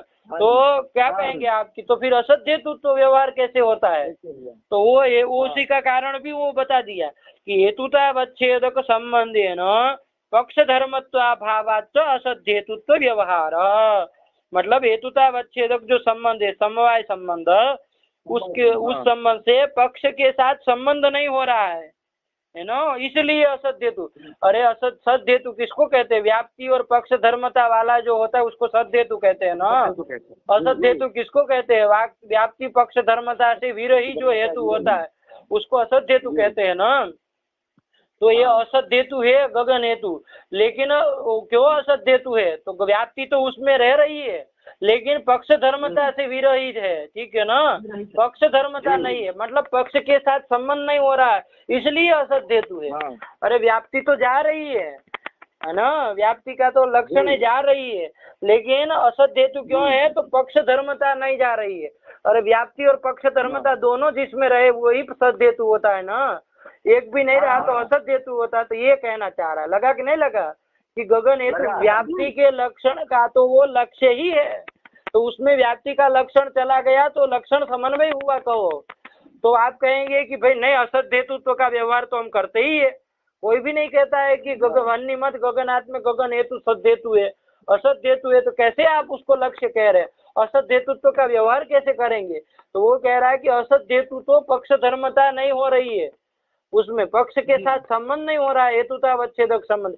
अरे हेतुतावच्छेदक समय संबंध, उसके समय संबंध से गगन का पक्ष में महानस में संबंध है क्या? नहीं है, नहीं है ना, इसलिए असत हेतु है ना। व्याप्ति तो उसमें जा रही है, पक्ष धर्मता न जाने के कारण असत हेतु है। तो व्याप्ति के लक्षण का तो क्या है? लक्ष्य ही है, ठीक है ना। तो लक्ष्य ही है तो उसमें लक्षण गया तो अतिव्याप्ति बोलेंगे कि लक्षण समन्वय बोलेंगे? अरे लक्ष्य ही है तो उसमें तो लक्षण समन्वय होना चाहिए ना, तो लक्षण समन्वय ही है। अतिव्याप्ति न वाच्या, ये कहना चाह रहे हैं, ठीक है ना। मतलब अतिव्याप्ति नहीं दे सकते, ऐसा उत्तर देना वो चाह रहा है, ठीक है ना। नच करके लगा कि नहीं लगा? अलग अलग करो। तत् लक्ष्यमेव, तत् मतलब गगनम लक्ष्यमेव। कस्य लक्ष्यम? व्याप्ति लक्षणस्य लक्ष्यमेव, व्याप्ति लक्षण का तो वो लक्ष्य ही है, ठीक है ना। तत् लक्ष्यमेव। तो फिर कहा कि भाई असत हेतु तो व्यवहार तो कैसे करते हैं? हम लोग तो करते हैं, वो असत हेतु है डिंडिम घोष करके रखे, तो कैसे करते हैं फिर? तो कहा कि वो तो क्या है, हेतुतावच्छेदक संबंध से पक्ष संबंधत्वा भावाच, पक्ष धर्मता संबंधार्थक, धर्मता कहा था ना, और एक बार न्याय बोधिनी में भी कहीं आया था ना, धर्मता पदस्य संबंधार्थकत्वाच, आहे ना। तो पक्ष धर्मत्वा भावात मतलब पक्ष संबंधा भावाच हेतुतावच्छेदक संबंध से हेतु का पक्ष के साथ संबंध नहीं हो रहा है, इसलिए असद हेतुत्व का व्यवहार करते हैं। ठीक है ना, बाकी व्याप्ति का तो लक्षण ही है। ठीक है ना, ये कह रहे हैं। चलिए, आया कि नहीं? हाँ। अरे जब साध्या भाव के अधिकरण में हेतु रह नहीं रहा तो असद हेतु कहाँ से कहेंगे उसको? है मतलब व्याप्ति का लक्ष्य नहीं है, कहाँ से कहेंगे? लक्ष्य ही कहेंगे ना, ये कह रहा है। ठीक है ना, ये नच से समाधान देने की कोशिश की, उस समाधान देने वाले को कहा तुम बैठो, नच वाच्यम, रुको तुम। ठीक है ना, ननु वाला खंडन कर दे रहा है कि नहीं भाई ये सब नहीं कर सकते, तुम लक्ष्य नहीं कह सकते। क्यों क्यों क्यों? तो वो लिख रहा है, पढ़ो जी। तत्रापि व्याप्ति भ्रमेणैव अनुमितेः अनुभव सिद्धत्वात्। हाँ देखिए, वहाँ पर यदि अनुमिति हो भी जाती है ना, इदम वन्यमत ऐसी अनुमिति हो भी जाती है ना, तो व्याप्ति भ्रमेण मानी जाती है ना, व्याप्ति का लक्षण वो नहीं माना जाता। अरे भाई कहाँ से माना जाएगा जब वो असद हेतु है? असद हेतु कहाँ व्याप्ति का लक्ष्य है? सद हेतु व्याप्ति का लक्ष्य होता है ना, ये उसका कहना। ठीक है ना, वो पूर्व पक्षी नच वाला ही था, तो कोई दमदार नहीं था इतना, लेकिन चलिए उठा दिया तो अब क्या करे, देना पड़ेगा ना उत्तर। तो वही उत्तर है कि भाई वो नहीं है, उसका लक्ष्य नहीं है। ठीक है ना, अरे सद हेतु लक्ष्य होता है, असद हेतु लक्ष्य नहीं होता है।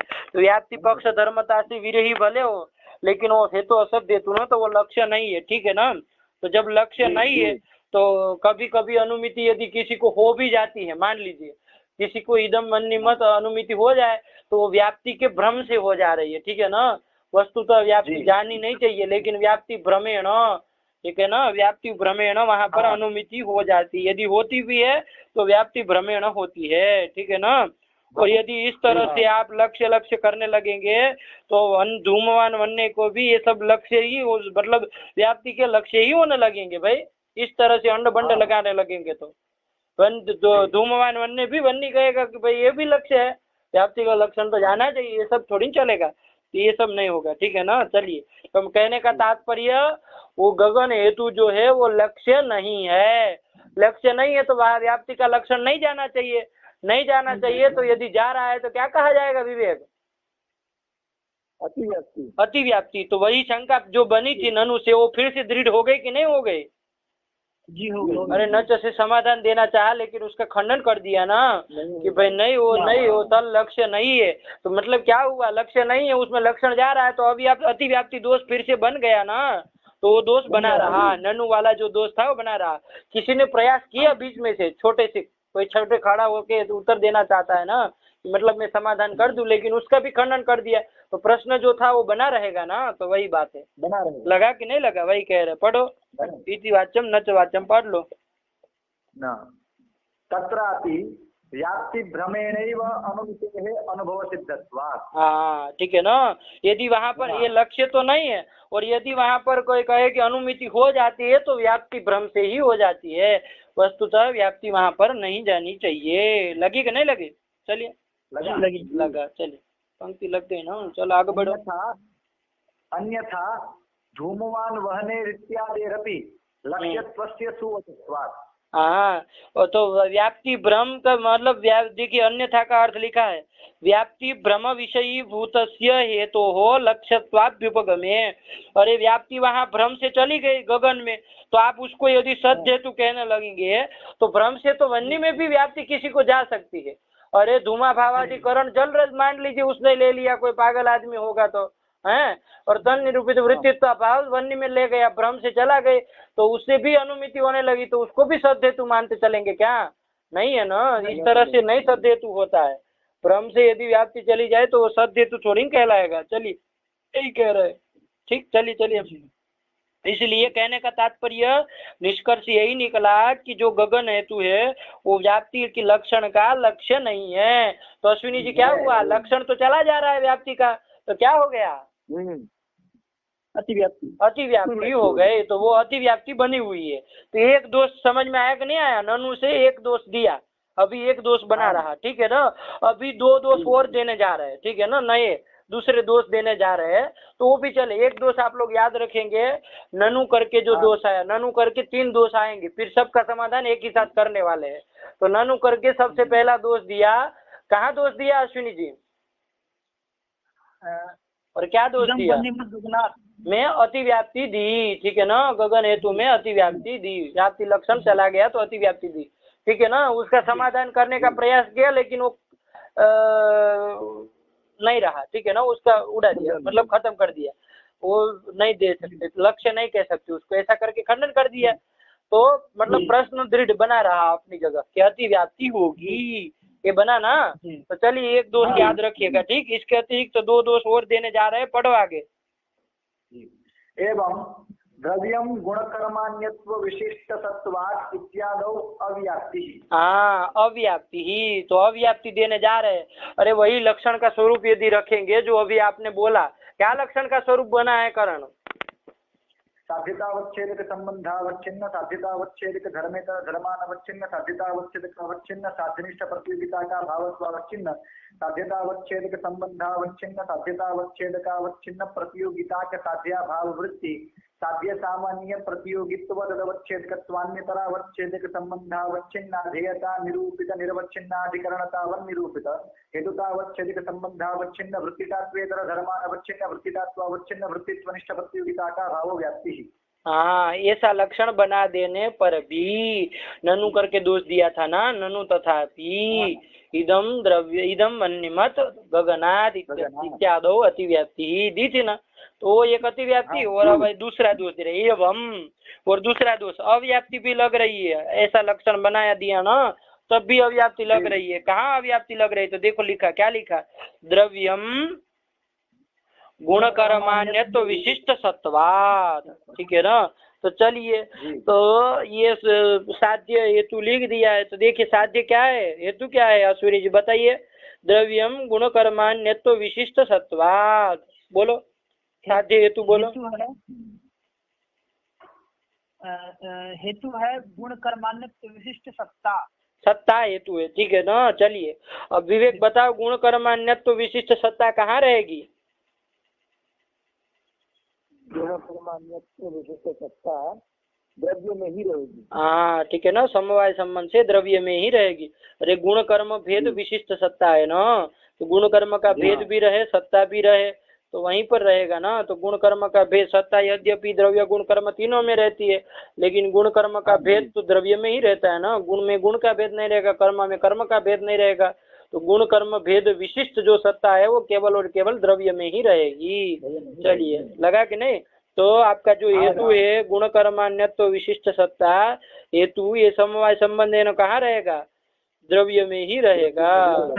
चलिए आया। और आपका साध्य क्या हो रहा है बताओ?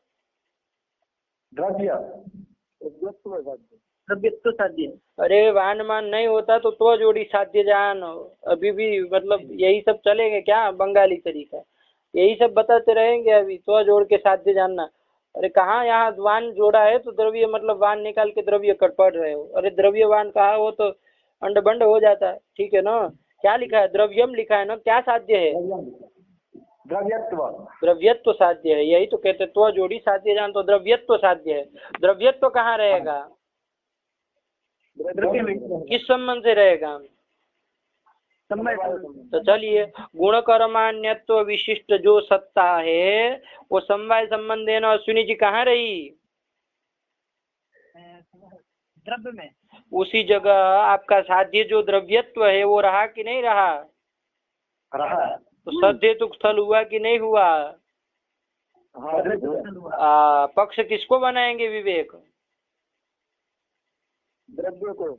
हाँ, द्रव्य को बनाएंगे, ठीक है ना। अरे द्रव्य को ही बनाएंगे ना। तो इदम कह दीजिए, इदम द्रव्यम गुण कर्मान्यत्व विशिष्ट सत्वात्। लगा कि नहीं लगा? इदम पदार्थ कौन है? द्रव्य ही है। इदम पदार्थ कौन है? द्रव्य ही है, ठीक। तो वहाँ पर गुण कर्मान्यत्व विशिष्ट सत्ता भी समवायन रही, और आपका जो साध्य है द्रव्यत्व वो भी समवायन रहा, तो सद्य तुक स्थल है। तो अश्विनी जी अब बताएंगे साध्यतावच्छेदक संबंध और साध्यतावच्छेदक धर्म, बोलिए।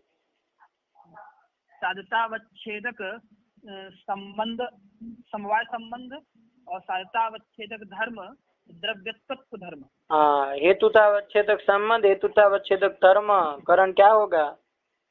हेतुतावच्छेदक संबंध होगा समवाय संबंध। हेतुतावच्छेदक धर्म होगा गुण कर्मान्यत्व विशिष्ट सत्तात्व धर्म होगा। ठीक है ना। चलिए बस इतना ध्यान रखिए। अब लक्षण को घटाना है। सदहेतु स्थल है, आप लोग समझ गए। व्याप्ति का लक्षण जाना चाहिए। यदि न जाए तो क्या हो जाएगा? अव्याप्ति हो जाएगी। ठीक है ना। चलिए अब देखते हैं। साध्यम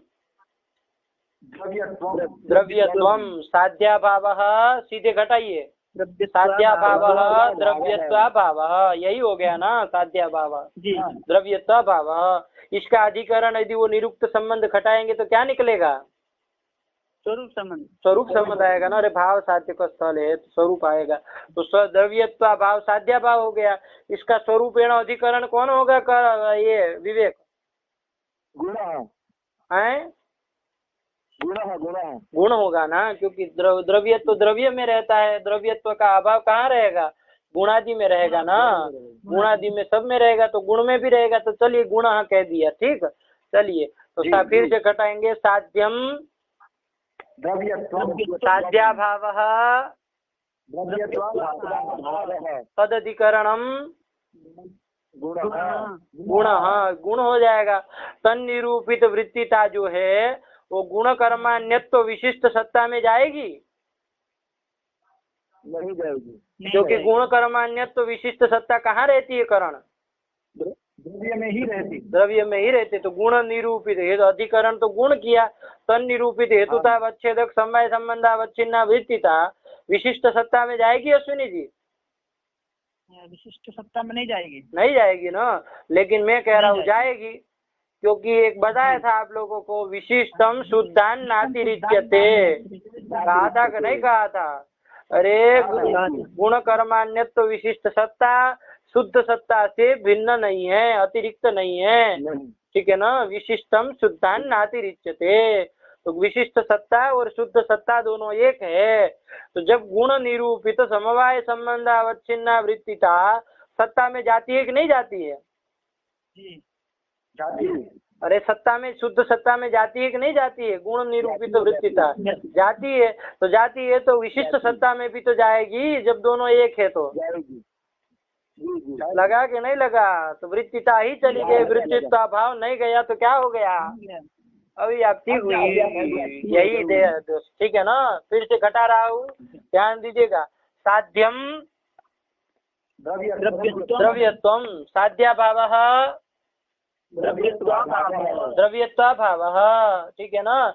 इसका स्वरूप है ना, ही अधिकरण लेना है। निरुक्त संबंध घटाएंगे तो ठीक। तो निरुक्त स्वरूप संबंधेन द्रव्यत्वाभावस्य अधिकरणं किं भविष्यति? गुणः भविष्यति।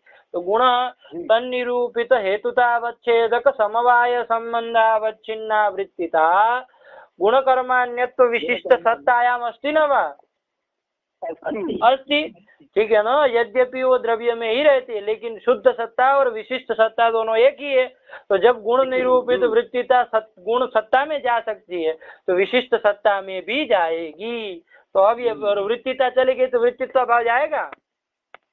नहीं जाएगा। नहीं जाएगा। तो नहीं जाएगा तो क्या हो जाएगा? अव्याप्ति हो जाएगी ना। तो सदहेतु स्थलता वही लिखा। पढ़ो एवं से दूसरा दोष दिया। एवं पढ़ो ना। एवं जी कर रहा है। एवं से पढ़ो ना। एवं द्रव्यम गुण कर्मान्यत्व विशिष्ट सत्वाद इत्यादौ अव्याप्ति होगी। क्यों होगी? तो हेतु दे रहा है, आगे पढ़ो। विशिष्ट सत्वस्य केवल सत्वानतिरेकितया। विशिष्ट सत्वस्य, विशिष्ट सत्ता जो है, विशिष्ट सत्ता मतलब गुण कर्मान्यत्व विशिष्ट सत्ता। ये जो विशिष्ट सत्ता है वो केवल सत्ता से अनतिरिक्त है ना। मतलब शुद्ध सत्ता से अनतिरिक्त है, मतलब तदतिरिक्त नहीं है, तत्स्वरूप ही है। अरे विशिष्ट सत्ता और शुद्ध सत्ता एक ही है। क्या नियम है? विशिष्टम शुद्धान नातिरिच्यते इति नियमात्। विशिष्ट सत्वस्य केवल सत्वानतिरेकितया, मतलब शुद्ध सत्वानतिरेकितया, शुद्ध सत्ता से अनतिरिक्त होने के कारण क्या हो जाएगा? साध्य हो गया द्रव्यत्व, साध्या भाव द्रव्यत्व भाव तदवत कौन हो जाएगा? गुण तो वही लिखा, देखो द्रव्यत्वाभाववती अपि गुणादौ तस्य वृत्ते है। तस्य मतलब गुणकर्मान्यत्व सत्ता, तो तस्य लिखा तो विशिष्ट सत्वस्य बोल दो। गुण कर्मान्यत्व विशिष्ट सत्वस्य वृत्ते है। अरे सत्ता कहो सत्व कहो एक ही बात है। तस्य लिखा तो उसके अनुसार बोलेंगे ना। तो चलिए तस्य वृत्ते है मतलब ये तो हो वृत्ते है, हेतु वृत्ति ही हो जाएगा। क्यों हो जाएगा तो ध्यान दीजिएगा, विशिष्टम शुद्धान्नातिरिच्यते। विशिष्ट सत्ता शुद्ध सत्ता ही है, शुद्ध सत्ता स्वरूप ही है। तो जब वृत्तिता शुद्ध सत्ता में जा सकती है तो विशिष्ट सत्ता में भी जाएगी। इस तरह से दोष दे रहा है। लगा कि नहीं लगा? लगा। चलिए बस वही लिखा, तस्य वृत्ते है। आगे पढ़ो। गुणे गुणकर्मान्यत्व विशिष्ट सत्तेपि प्रतीते है सर्वसिद्धत्वात्। हाँ, गुण में गुण कर्मान्यत्व विशिष्ट सत्ता की प्रतीति सर्वसिद्ध है। अरे जब सत्ता स्वरूप ही है तो उसमें सत्ता गुण विशिष्ट सत्ता भी रहेगी ना गुण में। ध्यान दीजिएगा, तत्स्वरूप होने के कारण है ना, वरना थोड़ी ना होगी। अरे सत्ता सत्ता अलग रहेगी, विशिष्ट सत्ता विशिष्ट सत्ता द्रव्य में ही रहेगी, वो बात अलग है। लेकिन शुद्ध सत्ता और विशिष्ट सत्ता एक होने के कारण गुण में गुण कर्मान्यत्व विशिष्ट सत्ता की प्रतीति सर्वसिद्ध होने के कारण यहाँ पर साध्या भावाधिकरण जो गुण बना है ना, अरे द्रव्यत्व भावाधिकरण गुण बना है, तन्निरूपित वृत्तिता ही विशिष्ट सत्ता में गई, वृत्तित्व भाव नहीं गया। तो क्या हो गया? अव्याप्ति लगी। अव्याप्ति हुई कि नहीं हुई? हुई। हाँ चलिए, तो ये दूसरा दोष दिया। पहला दोष कहाँ दिया सुनी जी? ननु करके, ननु तथापि क्या दिया था? इदम वन्यमत गगनात्, इस स्थल में दिया था। तो देखो क्या दोष दिया था? अतिव्याप्ति अतिव्याप्ति दी थी। ये पूरा बोला करिए ना, अतिव्याप्ति दी, ठीक है ना। दूसरा दोष क्या दिया महाराज जी? द्रव्यम इदम बोल दीजिए, इदम बोल दीजिए, पक्ष बोल के बोलिए वरना भ्रमित हो जाएंगे।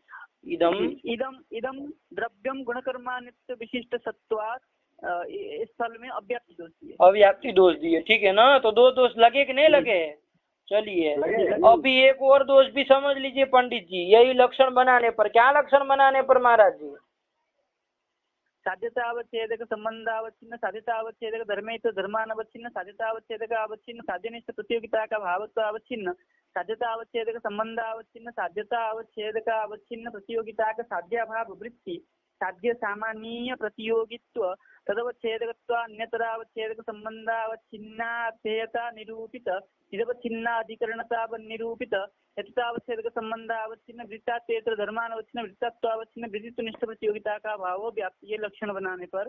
सही बोले क्या? यही लक्षण बोले, सही बोले हैं? हाँ।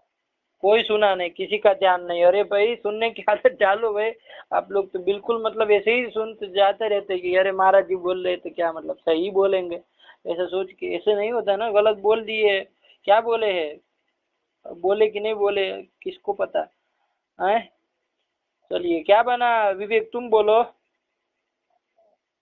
साध्यतावच्छेदक संबंधावच्छिन्न, साध्यतावच्छेदक धर्मेतर धर्मानवच्छिन्न, साध्यतावच्छेदक साध्यनिष्ठ प्रतियोगिता का भावत्वावच्छिन्न, साध्यतावच्छेदक संबंधावच्छिन्न, साध्यतावच्छेदकावच्छिन्न प्रतियोगिता का साध्याभाव वृत्ति, साध्य सामान्य तदवच्छेदक स्वान्नतरावच्छेदक संबंधावच्छिन्न ध्येयता निरूपित निरवच्छिन्नाधिकरणता वन निरूपित हेतुतावच्छेदक संबंधावच्छिन्न हाँ चलिए, बात नजर होनी चाहिए, ठीक है ना। जैसे ही मतलब गलत हुआ कि झपट मारा नहीं, मतलब पट्ट से पकड़ लिया, ये होना चाहिए, तब जाके आएगा न्याय। यही बात है, ठीक है ना। अक्षर पे ध्यान दीजिए, एक एक वर्ण यदि सही इधर का उधर हुआ, ह्रस्व दीर्घ हो जाए तब भी रोक लीजिए, गड़बड़, ठीक है ना। चलिए सही बोले है, तो चलिए आगे बढ़ा जाए। तो यही इतना लक्षण बना देने पर भी पहला दोष कहाँ दिया करण? इदम महानसम गगनाथ, इदम वहनमत गगनाथ। क्या महानस महानस इदम वन्यमत गगनाथ में अतिव्याप्ति दी। और दूसरा का विवेक, इदम द्रव्यम इसमें अव्याप्ति दी, ठीक। अब तीसरा सुनिए, तीसरा देखिए क्या लिखा, पढ़ लो, देखा है। सत्तावान द्रव्यत्वाद इत्यादो। देखिए देखो देखो देखो देखो अब आप फिर से दे रहे हैं। कौन स्थल बताया? सत्तावान द्रव्यत्वाद। द्रव्यत्वात्। ठीक है ना, सत्तावान द्रव्यत्वाद। देखो हेतु क्या है अश्विनी जी? हेतु है द्रव्यत्व। द्रव्यत्व कहाँ रहेगा?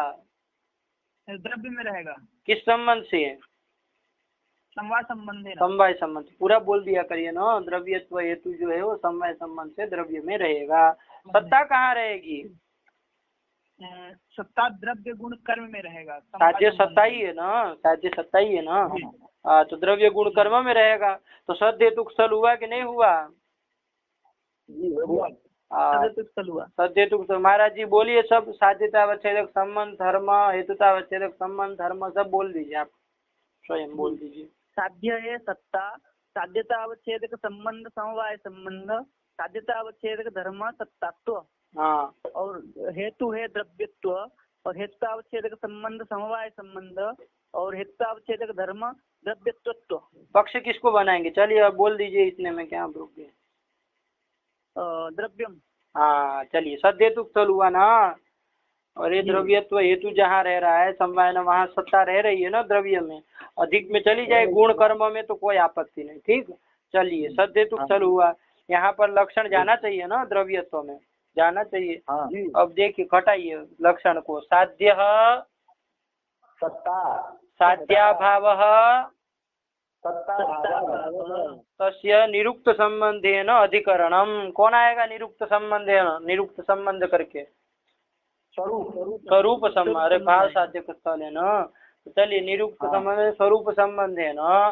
सत्ता पहले कहाँ रहती है? द्रव्य गुण कर्म में रहती है ना। द्रव्य गुण कर्म। तो सत्ता भाव का स्वरूपेण अधिकरण कौन हो जाएगा? करण। सामान्य विशेष समवाय अभाव यही हो जाएंगे ना, सामान्य आदि हो जाएंगे ना। क्या हो जाएंगे? सामान्य आदि हो जाएंगे। तन्निरूपित हेतुतावच्छेदक संबंधावच्छिन्न। हेतुतावच्छेदक संबंध कौन है? समवाय तो सामान्य जो अधिकरण हुआ तन्निरूपित समवाय संबंधावच्छिन्न वृत्तिता कहाँ जाएगी अश्विनी जी? बोलिए। कहीं नहीं जाएगी। बोलो महाराज जी बोलिए। नहीं जाएगी। अरे सब लोग मना कर रहे, विवेक तुम ले जाओ। नहीं, समवाय संबंध नहीं जाएगी। करण कहाँ जाएगी? कहीं नहीं जाएगी। क्यों? क्योंकि सामान्य जो है उसमें समवाय संबंध से कुछ भी नहीं रहता। हाँ बस ये उत्तर दिया, सही बोला। चलिए तो इसी तरह पकड़ते, तो यही हो गया। तो सामान्यादि साध्याभाव सत्ताभाव तदधिकरणम स्वरूप संबंधेन। तो सामान्यादि तन्निरूपित वृत्तिता हेतुतावच्छेदक समवाय संबंधावच्छिन्ना वृत्तिता एव अप्रसिद्धा। तो वृत्तिता ही अप्रसिद्ध हो गए, तो वृत्तित्व भाव लिया जाएगा। अरे वृत्तिता पहले कहीं हो तब वृत्तित्व भाव ले जाए ना। ठीक है ना। तो वृत्तिता ही अप्रसिद्ध। अरे सत्तावान जाते में आया था ना, मैंने कहा था आगे आएगा, विचार करेंगे। आप लोग वहाँ उठा दिए थे कि जाति में कहाँ वृत्तिता किस में जाती। हाँ वो पूछा था। चलिए वो लड़का समझ रहा था यार, उसको जोड़ो किसी भी तरह करके। ठीक है ना, साथ में लो उसको। तो चलिए यही आया तो सही। तो यही इसी तरह का स्थल है, बस हेतु बदल दिया है। वहाँ सत्तावान जाते था, यहाँ पर सत्तावान द्रव्यत्वाद कर दिया। तो चलिए उन्होंने जो स्थल बोला वही बोला जाएगा। तो घटाइए यहाँ पर अव्याप्ति कैसे होगी? तो देखिए उन्होंने स्वयं घटाया है। सत्तावान द्रव्यत्वाद इत्यादो अव्याप्तिश्च। क्यों? क्योंकि साध्याभाव सत्ताभाव, सत्ताभाववत कौन होगा? सामान्य आदि हो जाएंगे ना। तो सत्ता भाववती मतलब सत्ता भावाधिकरणे सामान्यादौ हेतुतावच्छेदक समवाय संबंधेन वृत्तिता क्या हो जाएगी? अप्रसिद्धा। हाँ तो वृत्ति है अप्रसिद्धा है ना। वृत्ति ही अप्रसिद्धा ये कहना चाहिए ना। संबंधेन वृत्ति अप्रसिद्धा। पाठ क्या है देखिए तो जरा गंगा वालों को। अच्छा अप्रसिद्ध है लिखा है ना, तो वृत्ति है अप्रसिद्ध है अप्रसिद्धत्वाद ये कहने का। ठीक है ना। तो वृत्ति है अप्रसिद्धत्वाद अव्याप्ति ही। लगा कि नहीं लगा? अव्याप्ति ही।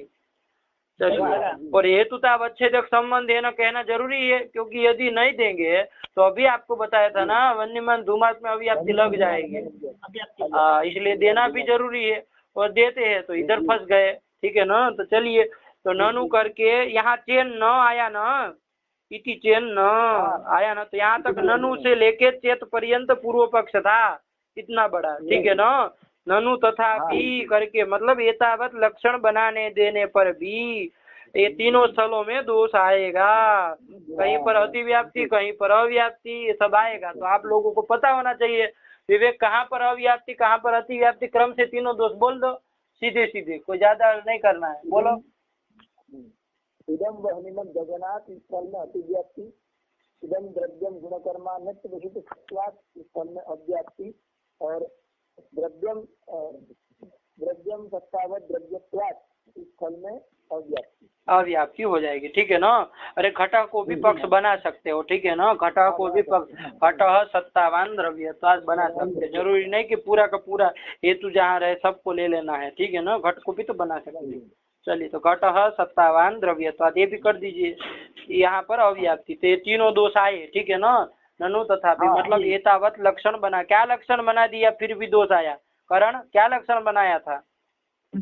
साध्यतावच्छेदक संबंधावच्छिन्न, साध्यतावच्छेदक धर्मेतर धर्मानवच्छिन्न, साध्यतावच्छेदकावच्छिन्न, साध्यनिष्ठ प्रतियोगिता का भावत्वावच्छिन्न, साध्यतावच्छेदक संबंधावच्छिन्न, साध्यतावच्छेदकावच्छिन्न प्रतियोगिता का साध्याभाव वृत्ति, साध्य सामान्य प्रतियोगित्व तदवच्छेदकत्वान्यतरावच्छेदक संबंधावच्छिन्नाधेयता निरूपित निरवच्छिन्नाधिकरणतावन निरूपित, हेतुतावच्छेदक संबंधावच्छिन्न वृत्तितात्वेतर धर्मानवच्छिन्न वृत्तितात्वावच्छिन्न वृत्तित्वनिष्ठ प्रतियोगिता का भावो व्याप्ति।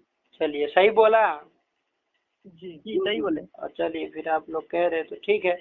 तो ये लक्षण बना देने पर भी तथापि यहाँ अतिव्याप्ति अव्याप्ति अव्याप्ति सब जगह आएगा, ठीक है ना।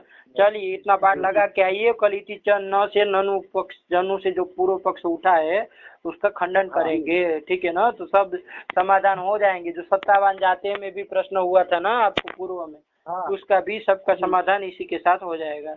तो चलिए, इतना रखते हैं फिर, ठीक है ना। आज इतना लगा के आइए, रखो फिर, पर्याप्त है ना।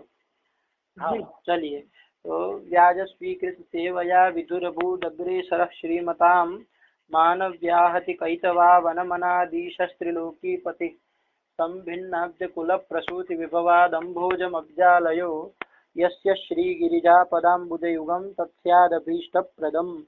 भगवत्यै नमः। व्याज स्वीकृत सेवया